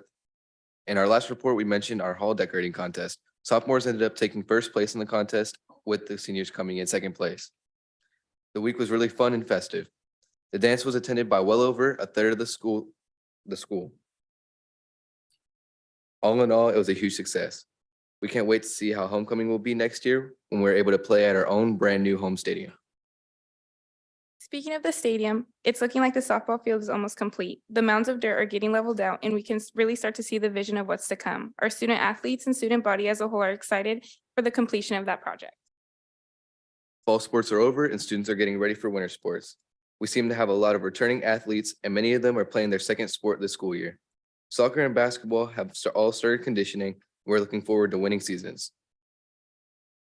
This year, Mesa implemented a very strict tardy policy. We touched on this in our last presentation, but today we have some exciting data to share. We are thrilled to let you know that our tardies are down 32% from last year, and days of suspension from fighting are down 84%. While many students still don't like this strict policy, we can all agree that Mesa is a nicer place to be because of it. Improving school culture is a huge goal we have. And along with the new policies, we're also working on spreading awareness of things that are impacting our students. We created a mental health awareness week during final week in October, where we posted positive messages around campus. We also gave students a space to share positive messages and made posters with helpful mental health hotline information, just in case there were students or staff that need it. We were very fortunate to have speakers come and address the whole school about the dangers of fentanyl. We heard from the district attorney, police officers, and local parents who lost a child to accidental fentanyl use. Did you know that over 98% of street drugs sold in Sacramento County have fentanyl in them? The presentation was very moving to all the kids who attended the assembly, and we all left with a greater understanding of the modern dangers surrounding around illegal drugs. Our annual canned food drive begins on November 28th, and everything we collect goes directly to benefit Mesa families who are in need. Last year, we were able to provide 15 Mesa families with boxes of food, enough to sustain them for 2 weeks. We're hoping to surpass that this year and are looking forward to helping our peers who are in need. We didn't intend for this report to take such a serious turn, but we are working hard to address important things and felt it was necessary to share them with you. On a lighter note, we're going to wrap this year up with an all-school holiday door decorating contest. This runs for 2 weeks and will be judged on December 16th during lunch. We're always in need of judges, so let us know if you're free to help. We have one last 2022 rally and spirit week before finals and then heading off to break. We honestly can't believe how fast this year is flying by. As always, it was an honor to be here sharing Mesa School Report with you. We hope you all have a safe and happy holidays.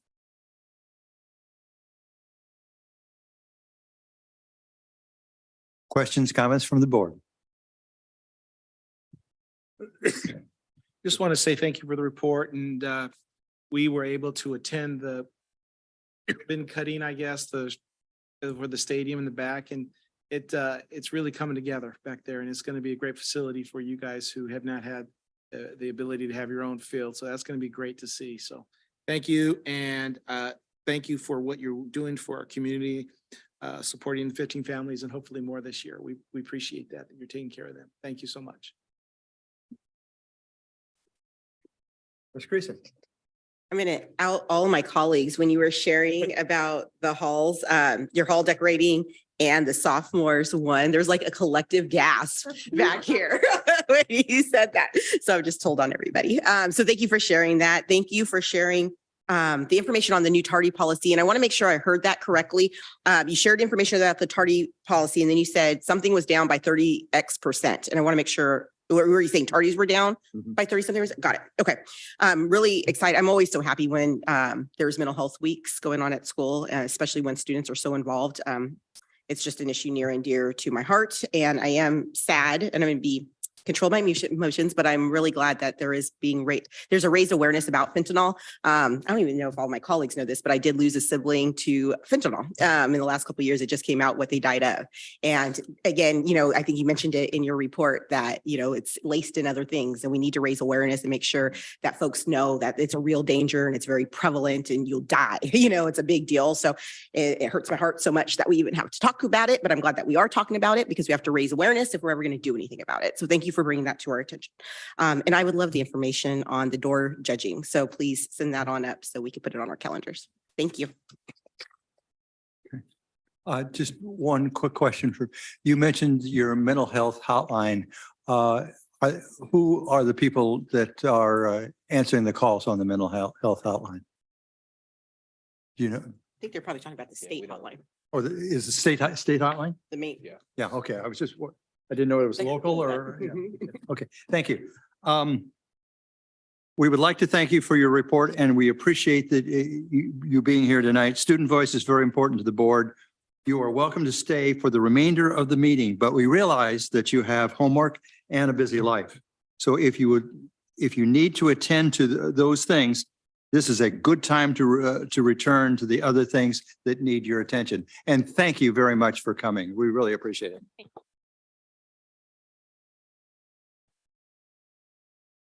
We are on items F2 through F5. There are no staff reports, board appointed or district committees, employee organizations or other district organizations to report. We now move to item F6, the closed session expulsion actions report. Ms. Costa. The board voted unanimously to accept as written 3 stipulated expulsions in case numbers M5, S11, and S13, to accept a hearing panel's recommendation of 2 cases in case numbers S4 and S10, and to accept a hearing panel's recommendation of 2 suspended expulsions in case numbers S8 and S9. The board also voted unanimously to ratify the employment contract for Dr. Deborah Calvin as Associate Superintendent effective December 1st, 2022. Thank you. We are now to item G, visitor comments. Do we have speaker cards? I would like to remind the public that the comments are limited to 2 minutes. The clock on the screen counts down the time. Under the Ralph M. Brown Act, the board is not allowed to comment on items that are not on the agenda. So we are not ignoring your comments. We just can't respond to any individual comments. The superintendent can refer items to staff who can follow up with you. Ms. Rye, will you read the things, or are you going to read them? No, Ms. Rye is going I to read will. them. Yeah, Okay. we have one general visitor comment, and that is Thomas McKinnon.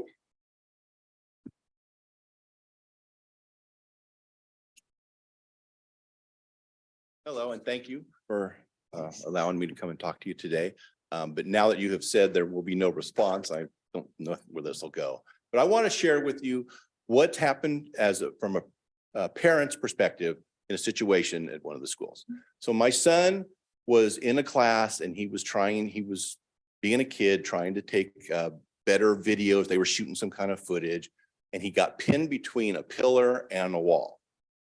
The fire department was called, and he was extricated from that situation. While they were doing that, they cut his pants, and they took his cell phone out while they were doing that, set it on his backpack. They said they had cleared all the children from the room and the only people in there were staff and fire department.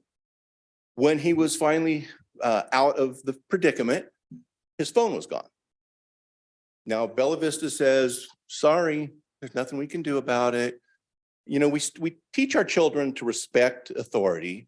He did what he was supposed to do. He followed his directions. They took his phone and there's no recourse. There's no, not even, I'm sorry that, you know, this happened, but you're just out of luck.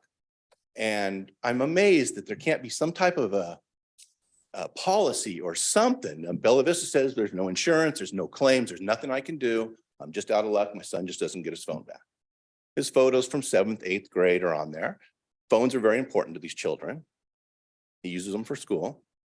And I just wanted to call it to your attention because you probably don't hear this from the parent side very often. So I just wanted to share that with you. Okay. Thank you very much. Okay.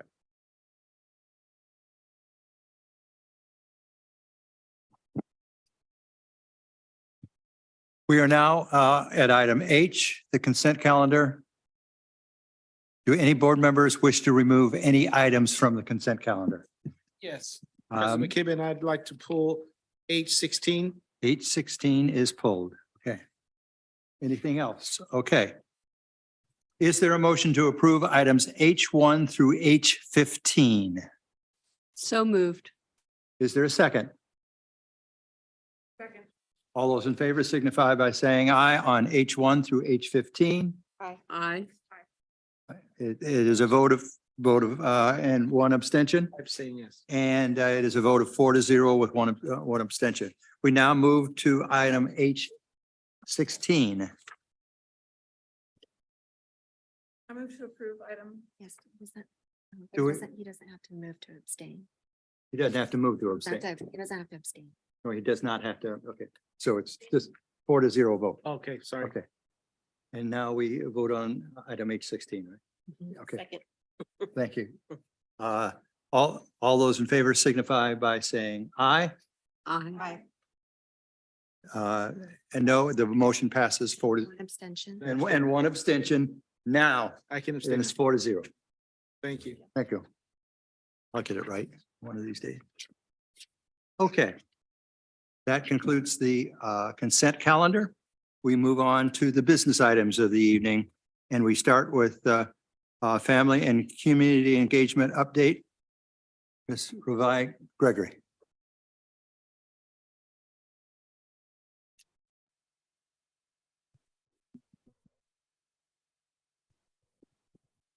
Good evening, Board President McKibben, members of the board, Deputy Superintendent, Ms. Bassanelli, and Ms. Cunningham.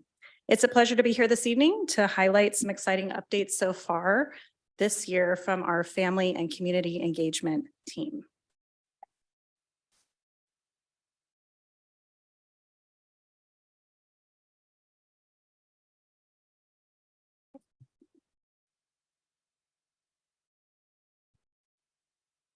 I know everyone brags about their team, but I really am so lucky to have such an incredible dedicated team with a giant heart to serve our students, families, and community within San Juan.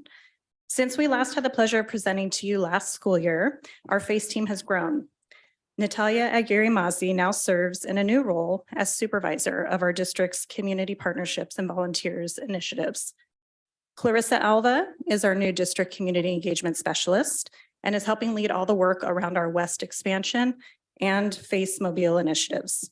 And Kimber Rice moved from a parent family support ambassador position to a facilitator of family and community engagement, helping support our outreach efforts for sites and family education opportunities.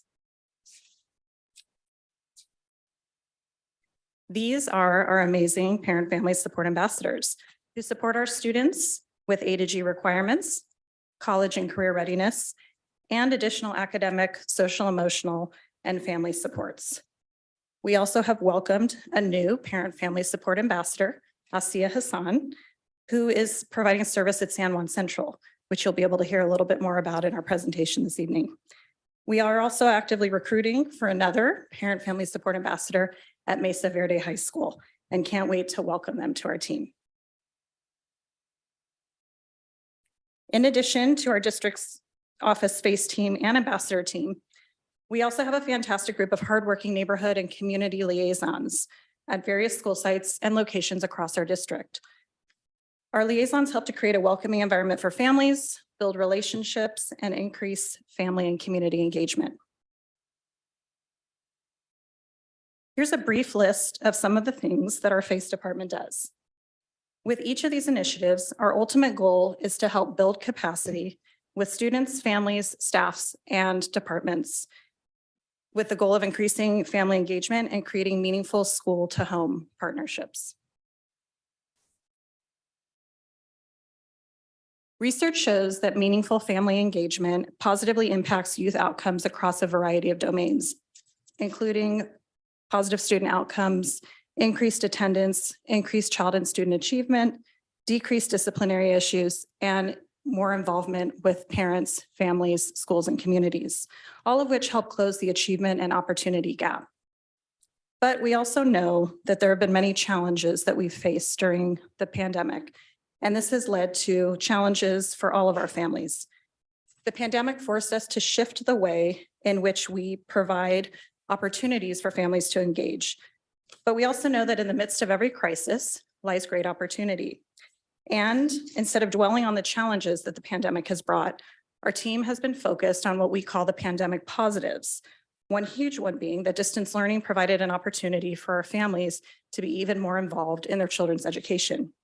So our team is leveraging that and launching ahead as we continue to focus on reconnecting with our families and community, redefining the ways in which we do family and community engagement, and thinking of all the innovative possibilities ahead with our family and community engagement team. As we talked about, the pandemic really helped illuminate some of the barriers that our families were facing, from the huge digital divide, a lack of access to food and basic necessities, academic supports, healthcare, transportation, unemployment, housing, inflation, the list goes on. Many of our families have deeply struggled during these past pandemic years and don't always have the means to access those resources and navigate the systems of support. Well, they say necessity is the mother of invention. And due to the necessities that we were able to see during the pandemic, we have been able to create some brand new inventions, including the launch of our FaceMobile. Our FaceMobile is a mobile family resource center on wheels. It travels all across the district, and it provides families the opportunity to meet where they're at, giving them access to supplies, resources, and knowledge, helping build relationships and bridges between our families, our schools, and our communities. In the 6 weeks since we've launched the FaceMobile, we've visited over 30 schools so far. We have attended 25 family and community events, provided resources to over 500 families, distributed nearly 6,500 diapers, and will have visited every school site by winter break.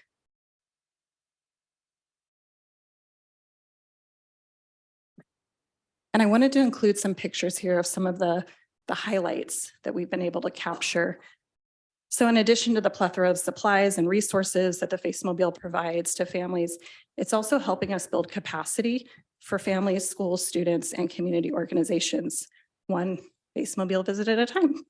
So for example, in one of these pictures, we have a parent that stopped by to check out the FaceMobile at her child's high school. And she mentioned that she's new to the area. She was really interested in learning what types of learning opportunities and ways that she could partner. So we talked about some of the family workshops coming up, including Family Leadership Academy that was starting that next week. She not only joined Family Leadership Academy, but she then learned about LCAP, and she's excited to now potentially join the LCAP committee. So these are opportunities that help provide that support for families. We also have been able to watch how schools have been building with each other. As the students reported earlier, this idea of working with the feeder schools, that has also happened. So for an example, Schweitzer and Barrett worked together to help advertise each other's FaceMobile visit to their families, advertising events that were taking place and helping better connect those communities together. And then one of the more exciting pieces as well is our high schoolers. So we actually have our high schoolers that are helping promote via their social media, because they are very good at that. So they have been advertising and promoting when the Face Mobile is coming to their school.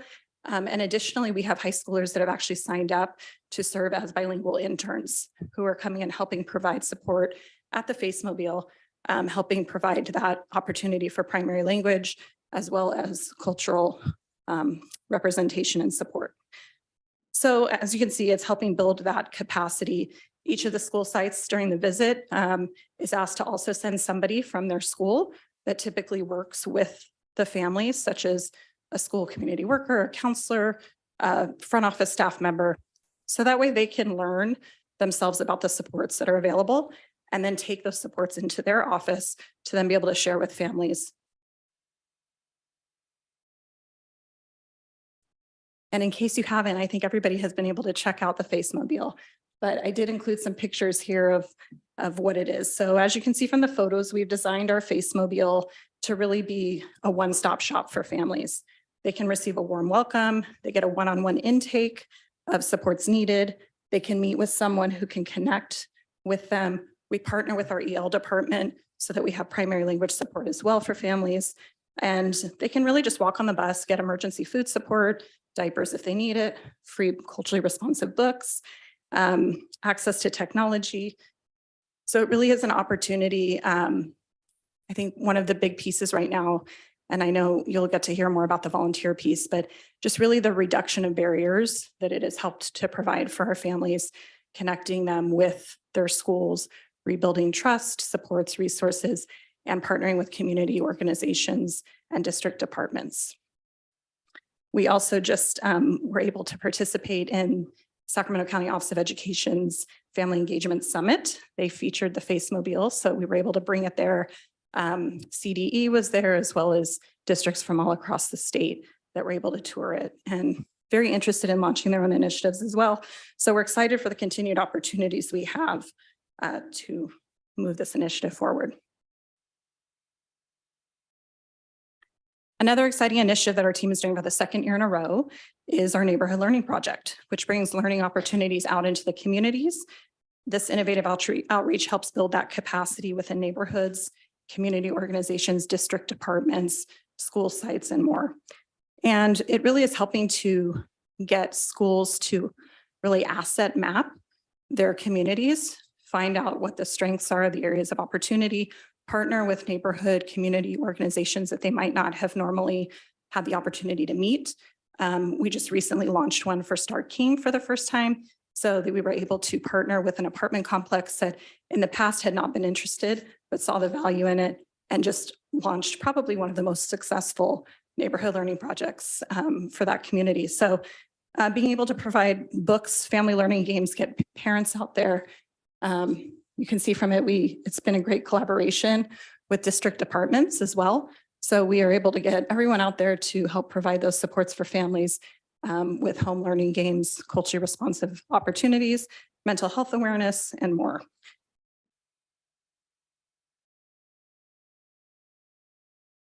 So I would now like to introduce Natalia Aguirre-Masi, who's our Supervisor of Community Partnerships and Volunteers, to share some exciting updates around our district partnerships and volunteer initiatives.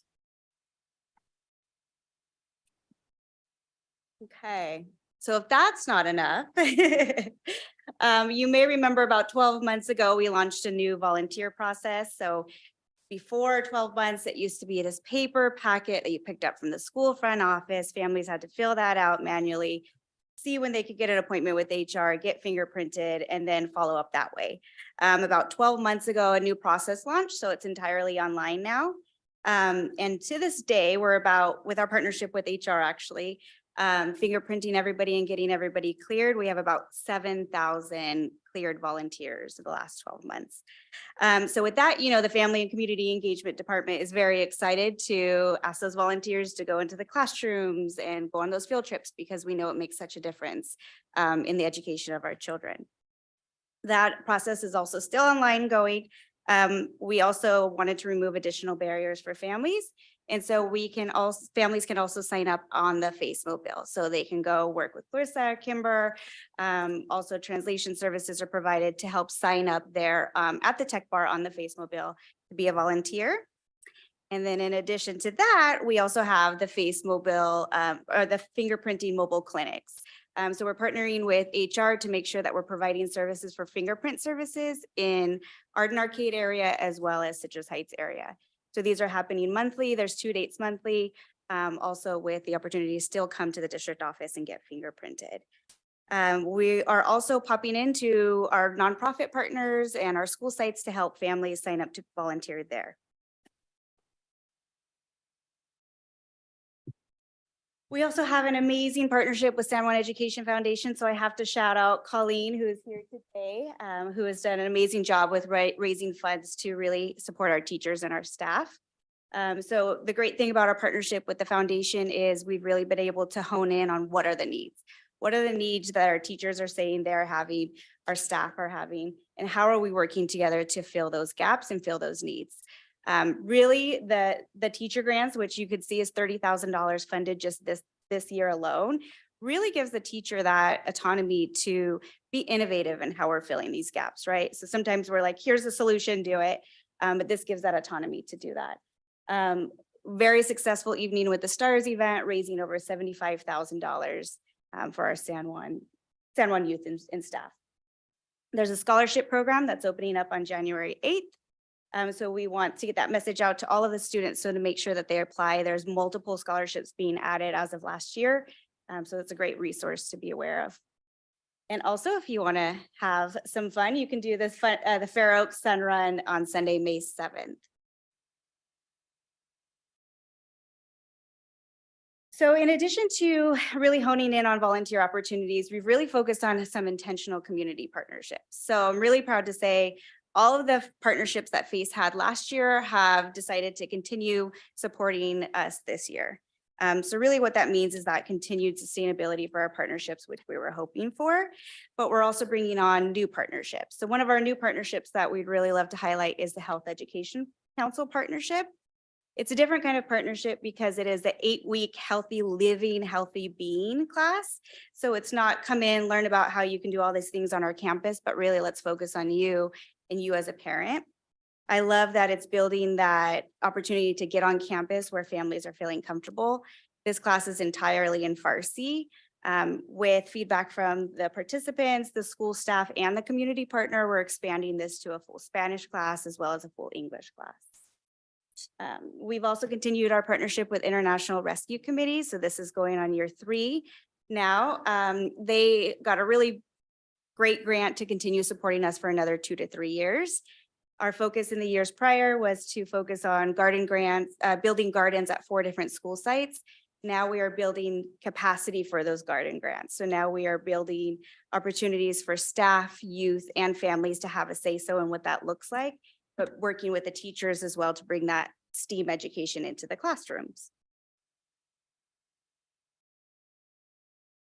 And this one I'm really excited about. This is like our baby. This is a pilot this year that we're working with UC Davis and Sac State. So this is a College Core program. San Juan applied last year and we were accepted. Of all our organizations in Northern California, we're one of them that was accepted, and we have 7 what they're called College Core Fellows working with San Juan Unified School District. They are dedicating 450 hours each to our San Juan schools. And that looks like mentorship programs after school, math tutoring, in support, bilingual support. All of our fellows happen to be bilingual in American Sign Language, Arabic, Spanish, or Russian.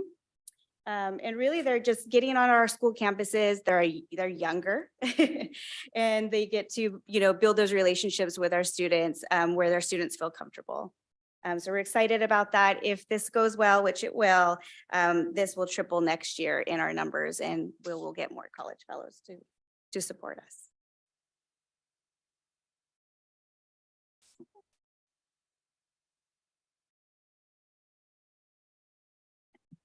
All right. Thank you so much, Natalia, for the important work you and your team are doing.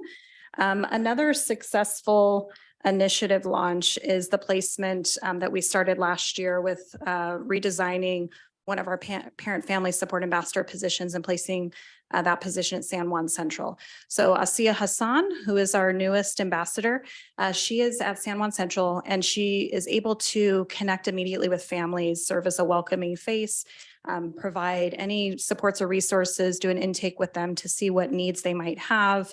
Anything that might be able to be identified, she's able to share with the school site to connect them ahead of time so that the family is supported from the moment that they enter our district. It also gives her that preemptive opportunity to talk about A to G requirements, college career readiness, family workshops, learning opportunities. And it's been such a great support because additionally then within those first 2 weeks of enrollment, she's also reaching out to do a check-in call with them. So to see if there's any, how school's going, if there's anything additional, which has really been providing that extra layer of customer service. And families have reported feeling very connected and supported from that. As one of our main goals this year has been to reconnect families, schools, departments, and communities and build capacity. We've also partnered with Scholastic and we've designed an in-depth family engagement boot camp training series. And this is open to all of our schools and departments in the whole district. We've had a large representation of colleagues from all the way from ECE through adult ed, district departments and more. And what I'm most excited about is that we've also been able to help take on, provide some training and mentorship for some of those newly created ELO funded positions, such as the school community workers, school community intervention specialists, instructional, school community instructional assistants, to really give them an opportunity to feel connected, build capacity with each other, learn about the sites within our district. So not only have they been able to participate in these boot camp sessions each month, but we've also now brought them into our fold of training for our liaisons and community supports. And so with that, they've been able to learn from each other and build a network together. So that has been an extra successful piece this year. So this capacity building theme is also evident in the variety of workshops that our team has created learning opportunities this year. So each month we put on workshops for both staff and families. We average about 3 to 4 learning opportunities for each group per month. We've designed our workshops so that we can collaborate with other departments, and we've been able to do this with our preventions program, attendance improvement, McKinney-Vento, special education, English learner department, and more. And it really has helped with also increasing that support for families and for our staff. One of these ways in which we've also done this is we've redesigned some of our series workshops. So we now are offering families, instead of just a one-stop come for an hour to this session, helping build capacity with creating 6-week to 12-week learning opportunities. And this has really helped with, especially in our Family Leadership Academy design. We have now launched that in the fall instead of the spring. So that is helping those families that have been participating in it to really think about leadership opportunities at their school site and beyond, and then launch that for the rest of the year. And then we've added on the spring cohort that will be starting, so that way our fall cohort can mentor the spring cohort. And so this opportunity has created families to feel more connected at their school sites, have more long-term goal setting, and a higher level of our families wanting to participate in district leadership opportunities. And as Natalia touched on the grants, another grant that we've been overseeing is the Community Schools Grant. This was a really exciting $1 million grant that we were able to launch for Encina, Catherine Johnson Middle School, and Greer. And then we were also able to utilize that funding to expand beyond. So we've been able to help support schools within the community that really are trying to have some seed funding to help launch community school initiatives. Some of this has definitely been structured to help mitigate the economic and barriers that families have been experiencing, but we've also been able to use it to help transform some of the initiatives at the school site.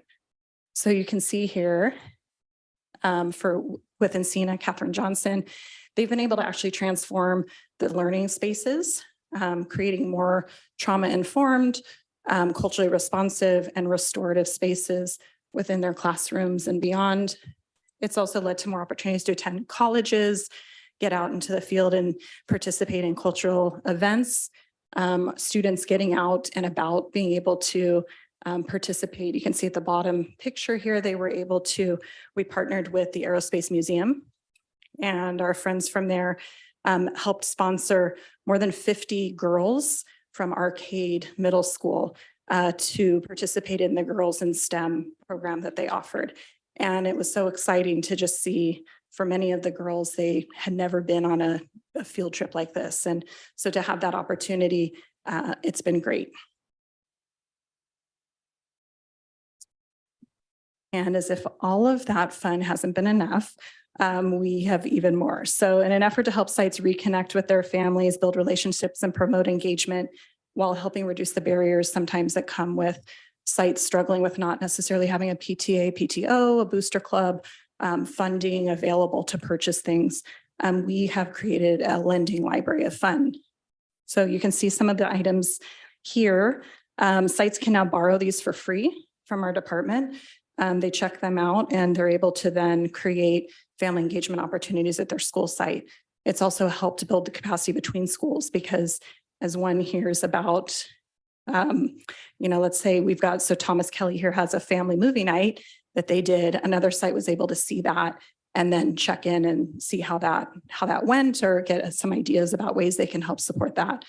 And so it's been a great way that's helped lead not only to collaboration amongst sites, but a huge rise in the family engagement opportunities. So as we wrap up, we know there have definitely been some great family and community engagement opportunities that we've been able to leverage during our rebound from the pandemic. And we're so excited for all the innovative opportunities ahead. Our team's been collaborating with our families, schools, departments, and extended communities to really reimagine the way in which we can continue providing supports and what that looks like within San Juan when it comes to family and community engagement. So during these next 3 months, we'll be working on the sites with supporting them on their SIPSA goals around family engagement. We also are preparing to launch a community partnership collaborative and getting ready for our second annual Families Matter Conference. Last year we launched it, it was virtual. This year, we're actually going to do a hybrid model. So we're excited for that. And we will be adding that to calendars. So we hope you can make it to that as well. And so with all of that, our team just really wants to thank all of you for the opportunity tonight to share some of the pandemic positives that our FACE team has been having the privilege to be able to help support within our San Juan community. We'd like to thank all of our board members here for the unwavering support that you have put forth in supporting the work that we do and all that you do for our students and our schools and our community.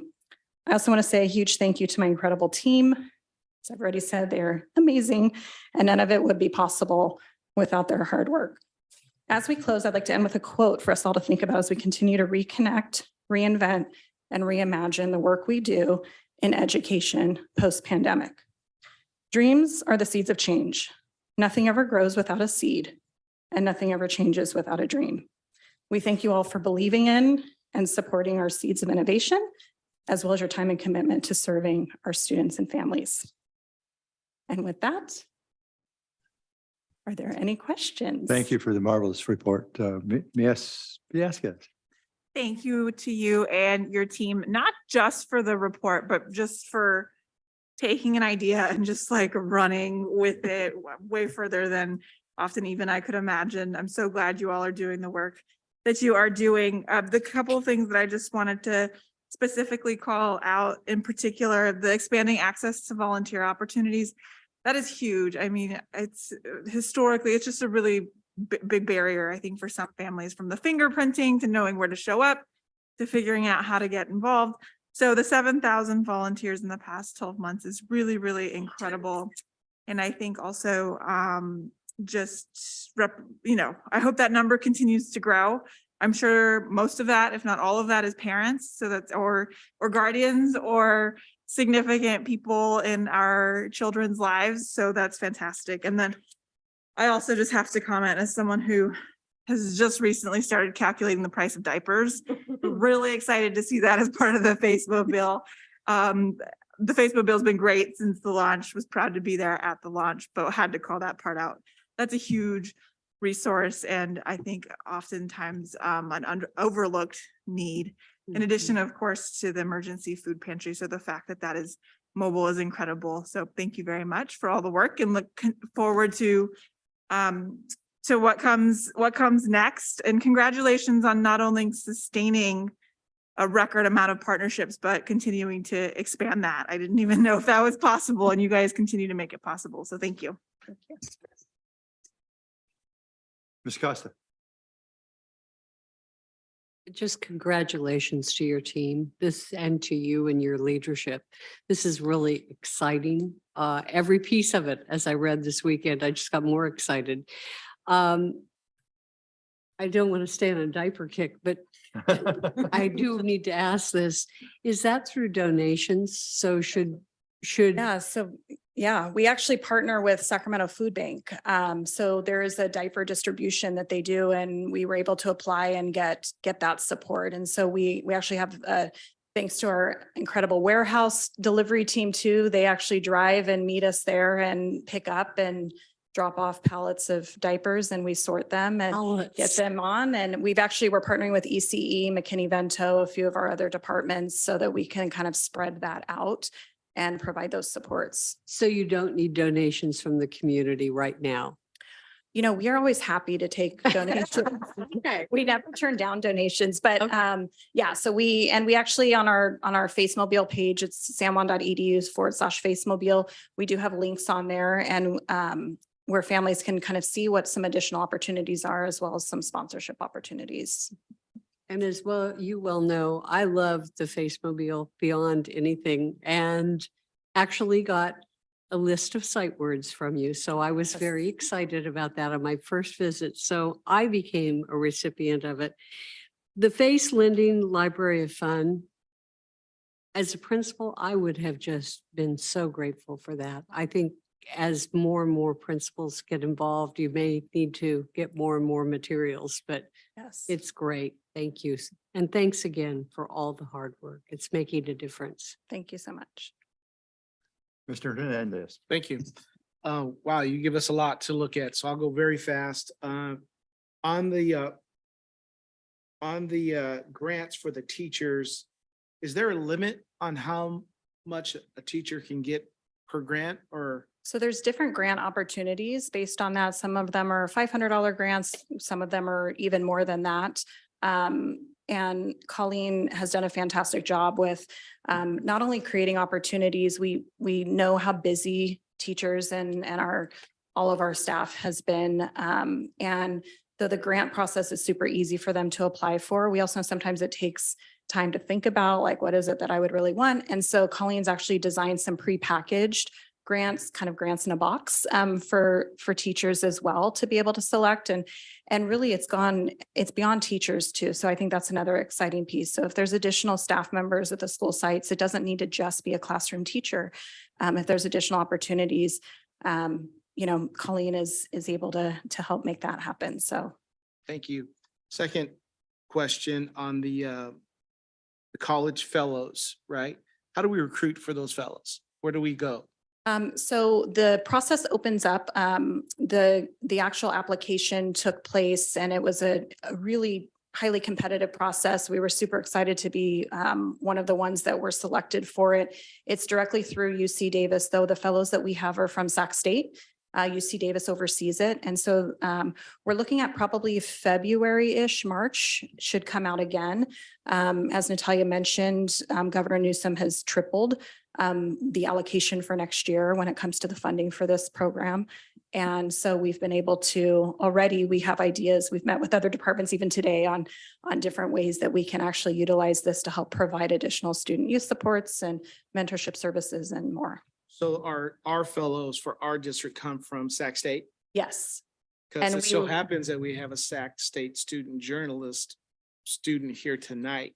So maybe we can work with him to write a great article about our fellow That would be program. fantastic. Yes. There he is, see? Yes. He already volunteered. Thank you.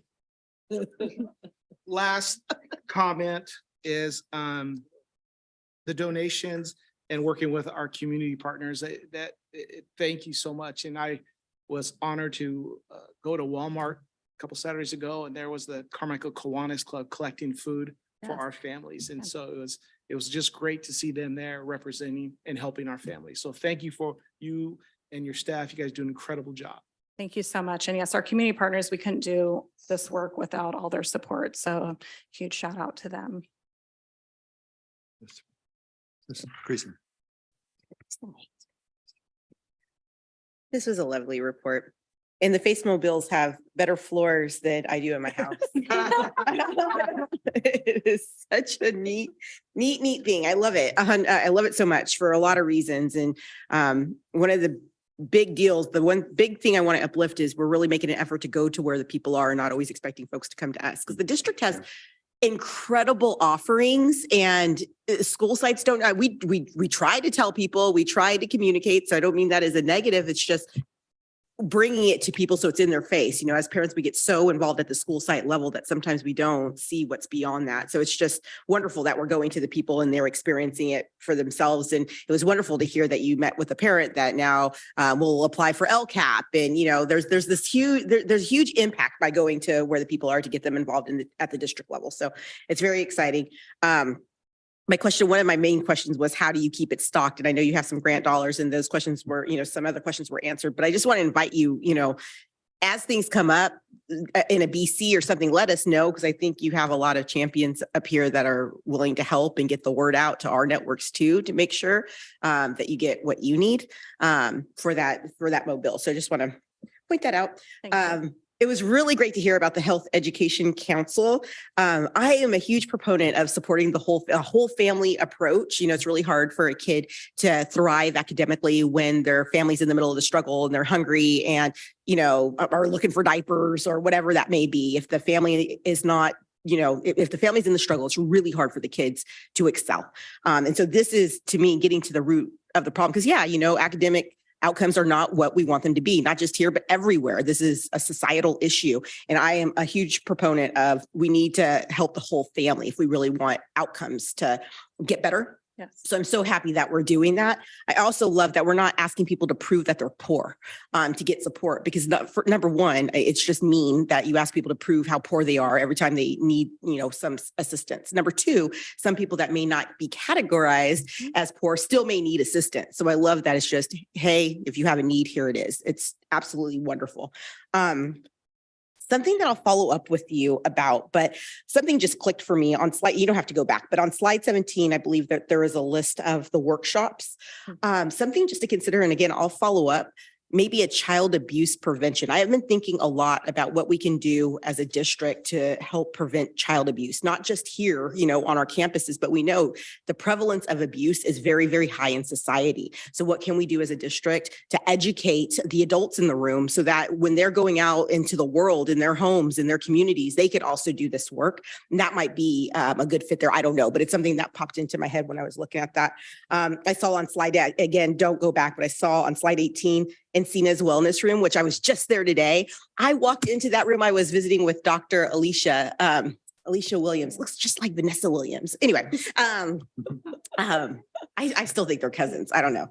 Anyway, walked into this room and I didn't really know what I didn't know what to expect. And it was like, I just hit a day spa. It was amazing. I mean, way to calm down whatever vibe you may be feeling. I mean, it's so therapeutic, and what a wonderful way, a wonderful offering for kids and adults to walk in and just bring it down a notch. It was really wonderful. So I noticed that right away when I saw that slide. I thought that was really cool. And on slide 19, I recognized Sierra Oaks movie night because I was there and I saw Chris, the PTA president, in his little movie picture. It was such a wonderful, beautiful. I did not know that they borrowed all that stuff. It was wonderful. And I love what you said, that it's available to schools that may not have the means, because we know that some PTAs are stronger than others for a variety of reasons. So that's awesome. I think that's enough. I love everything that you guys do, and I love the Mobile, and any way that we can be helpful, please let us know. Thank you so much.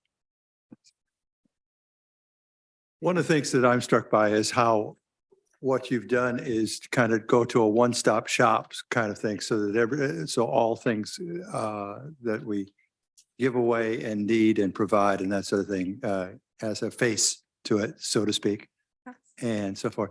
One of the other things I was struck by was that I had not heard about the whole idea of there's an opportunity for different schools to collaborate with each other in terms of that kind of thing. That was a new thought for me. And indeed, congratulations on what you do. It's each time you come back, there's more and more, and I'm sure there'll be more next time. Thank you very much. If you'd like to close, you can. Thank you very much. I appreciate the time and opportunity to present, and we will definitely keep you updated on some of our future pieces coming up. Yeah. Okay. Right, thank you. We move on to our next item, which is item J2, amending district graduation requirements for the class of 2023.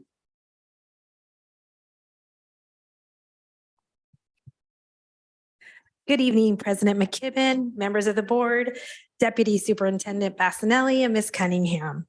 On November 2nd, we presented information on the need for reduced graduation requirements. And tonight, the superintendent is recommending that the board approve the district's reduced graduation requirements for the class of 2023 due to the disruption of COVID-19. This action would be for this year only. I'm here to answer any questions if you have some. Are there any questions? If not, Do we yes, Sorry. Go ahead. Do we have public comment on? I don't believe so. No, no. Just one note. Ms. Creasy. I just want to note for the record, although there may not be a whole lot of discussion tonight, this was discussed just for whoever's listening and for the record, this was discussed in detail. It's a very heavy issue. It was taken very seriously. We discussed it in detail last meeting, I believe. So that discussion can be viewed on a recording. We're not just blowing past this, even though there may not be robust discussion tonight. Thank you. Okay. Was there someone else who had? Your mic is. I'm happy to move the item. Oh, my mic's on. No. I'm it's sorry. okay. Ms. Vias, yes, please. If there's no other discussion, I'm happy to the item.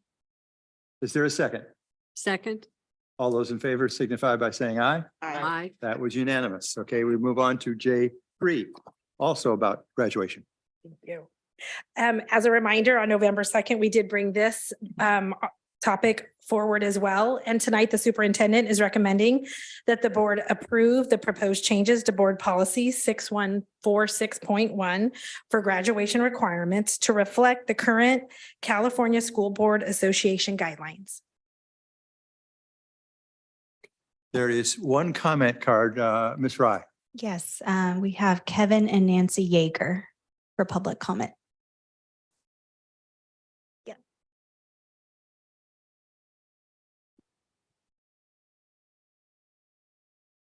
Good evening.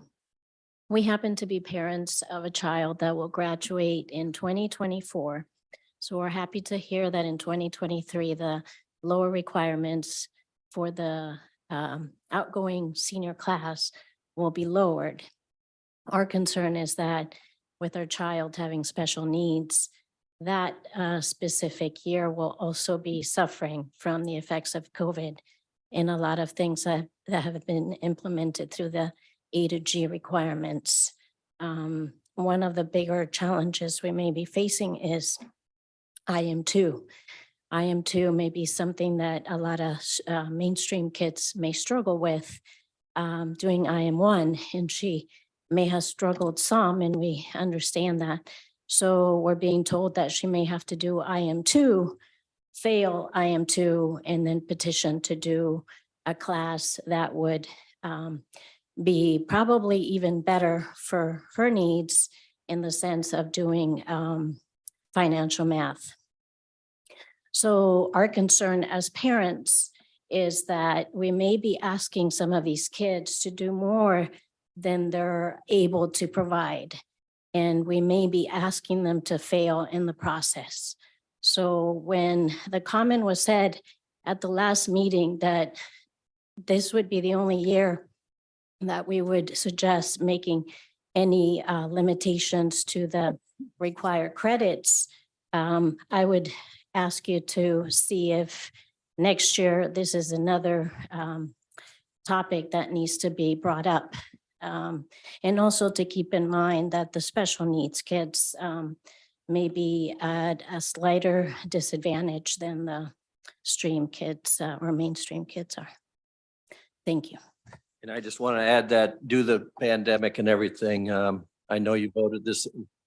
Please go ahead. 2016, that it happened to be that COVID came about and we had the pandemic. So we would like to see for all kids involved, if we can relook at the graduation requirements slowly and incrementally advanced as the years go by, rather than just year by year. And that was just something we thought about, rather than just implementing it after the pandemic. Thank you.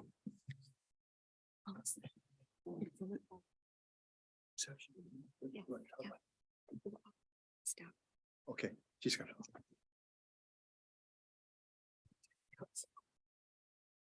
Yes, please, go ahead. I'm here to answer any questions that you might have at this time. You go ahead.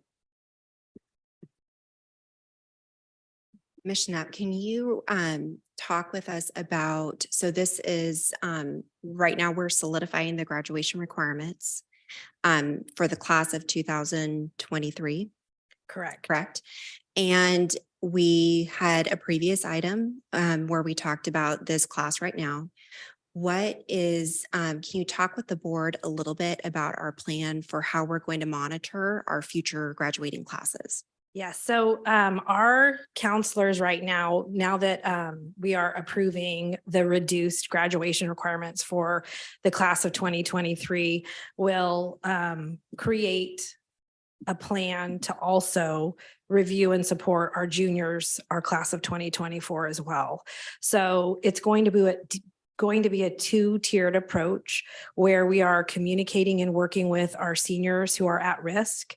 And then we will be reviewing data to see how we will best support our juniors and what will be the best plan moving forward for the class of 2024 as well. So we will be doing a two-pronged approach for next steps. I just want to add to that. So we know, there's been research companies that have been looking at the data of the impacts of the pandemic. And what we do know is that we're going to see a minimum of 3 years of impact, and that's for our youngest students, for our elementary age students. And in the research right now, what they're even estimating is that our older students, it might take even longer. So we know that this is going to be, this is going to have to be data that we analyze every year to better understand what our students need based off of the ways that the pandemic has impacted them. So this will be something that we will be analyzing on. And one more thing to add is that as we move forward, our principals are doing listening sessions to specifically find out from our students where their biggest struggles are. And as the parents mentioned, definitely mathematics and world language are two of our areas of struggle. So we will be working with our PLI, professional learning team, to build in additional supports for credit recovery, summer school options, and additional dual enrollment opportunities. Mr. Hernandez. Ms. Schnapp, you obviously heard a family here, and I'm sure they represent many others in that same. How would you counsel them for them? What should they do? Should they go talk to their counselor, see their principal? What advice would you give a family? Yeah, our counselors right now are our first line of support for our students. And like I said, there's a two-pronged approach happening, and our counselors are looking at first and foremost the seniors right now who would benefit from the reduced graduation requirements. And then we are going to be looking specifically at our juniors and what the needs are. So I would definitely counsel them to start with their specific counselor to look at their 4-year plan as to where they need to get those additional supports. Thank you. And the counselors there are some statutory exceptions too, and the counselors would know about those. Yes. Okay. Okay, thank you very much. We will now move on to J4. It's an action item. We ought to vote on it then, shouldn't we? Move the item, second. Second. Did you get that? Okay. All those in favor signify by saying aye. Aye. Those opposed? It is unanimous. Now, Thank you.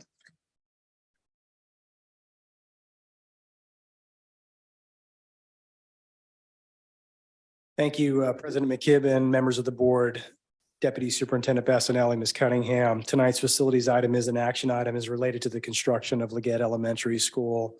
The superintendent is recommending that the board call a public hearing in order to solicit public comment and adopt resolution number 4043, declaring the conveyance of a permanent easement at Earl Leggett Elementary School to the Sacramento Municipal Utility District. are there any questions or comments from the board?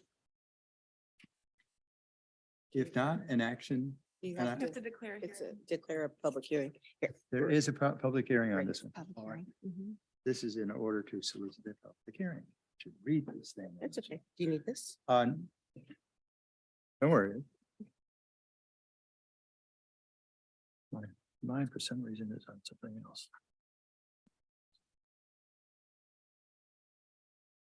Therefore, okay. I declare. More on four. I declare a topic of conveying a permanent easement to Earl Leggett Elementary School to SMUD, a public hearing, and it is now open for public comment. Is there any public comment? No, there is not. Okay. Since there are no public comments, I move the public comment period to be closed. Are there any members of the board that have questions or comments? This is an action item. So moved. Second? Second. Okay. All those in favor signify by saying aye. Aye. Those opposed? It is unanimous. We move to J5.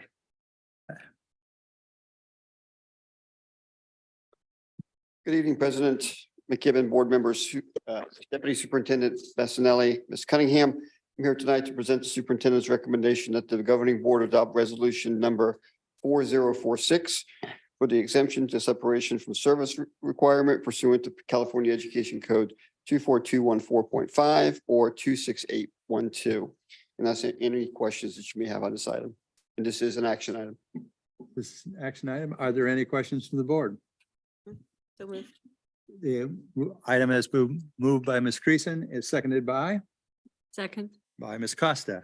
All those in favor signify by saying aye. Aye. Those opposed, it is unanimous. We move to J6. Oh, it's not on. I can turn. J6, the annual organizational meeting. The superintendent is recommending that the board set Tuesday, December 13th at 6:30 as the date and time for the annual organization meeting. Are there any comments on this or an action? A motion is in order for that. So moved. Second. All right, it's been moved in second. All those in favor of having Tuesday, December 13th be our organizational meeting signify by saying aye. Aye. Those opposed, it is supported unanimously.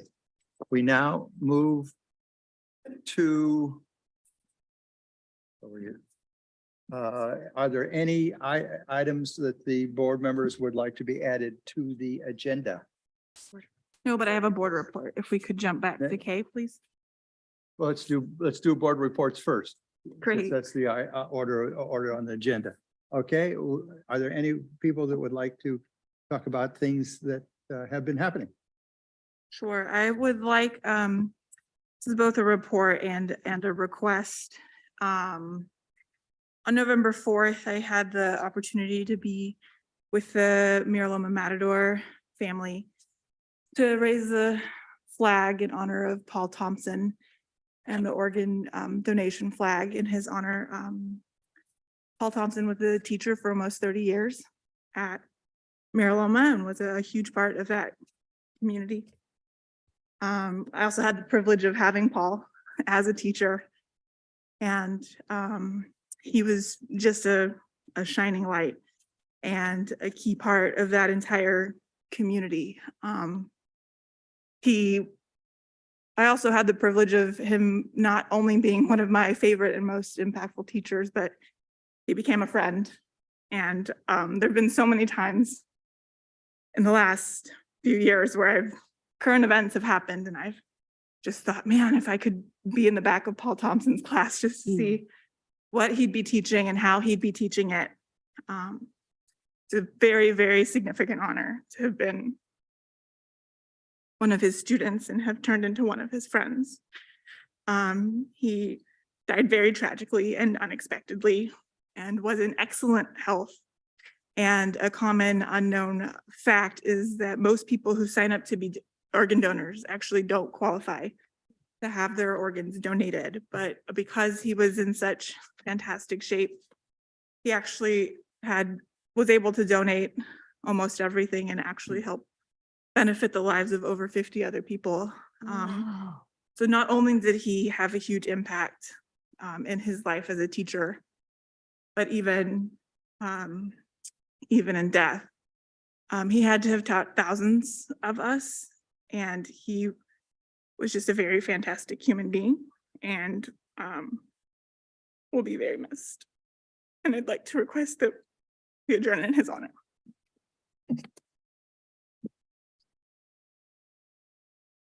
Are there any other board reports? Seeing none, let's move on to future agenda items. Are there any board members that wish to add any items to a future agenda? Seeing none, we have no need to move back to closed session. We are adjourned.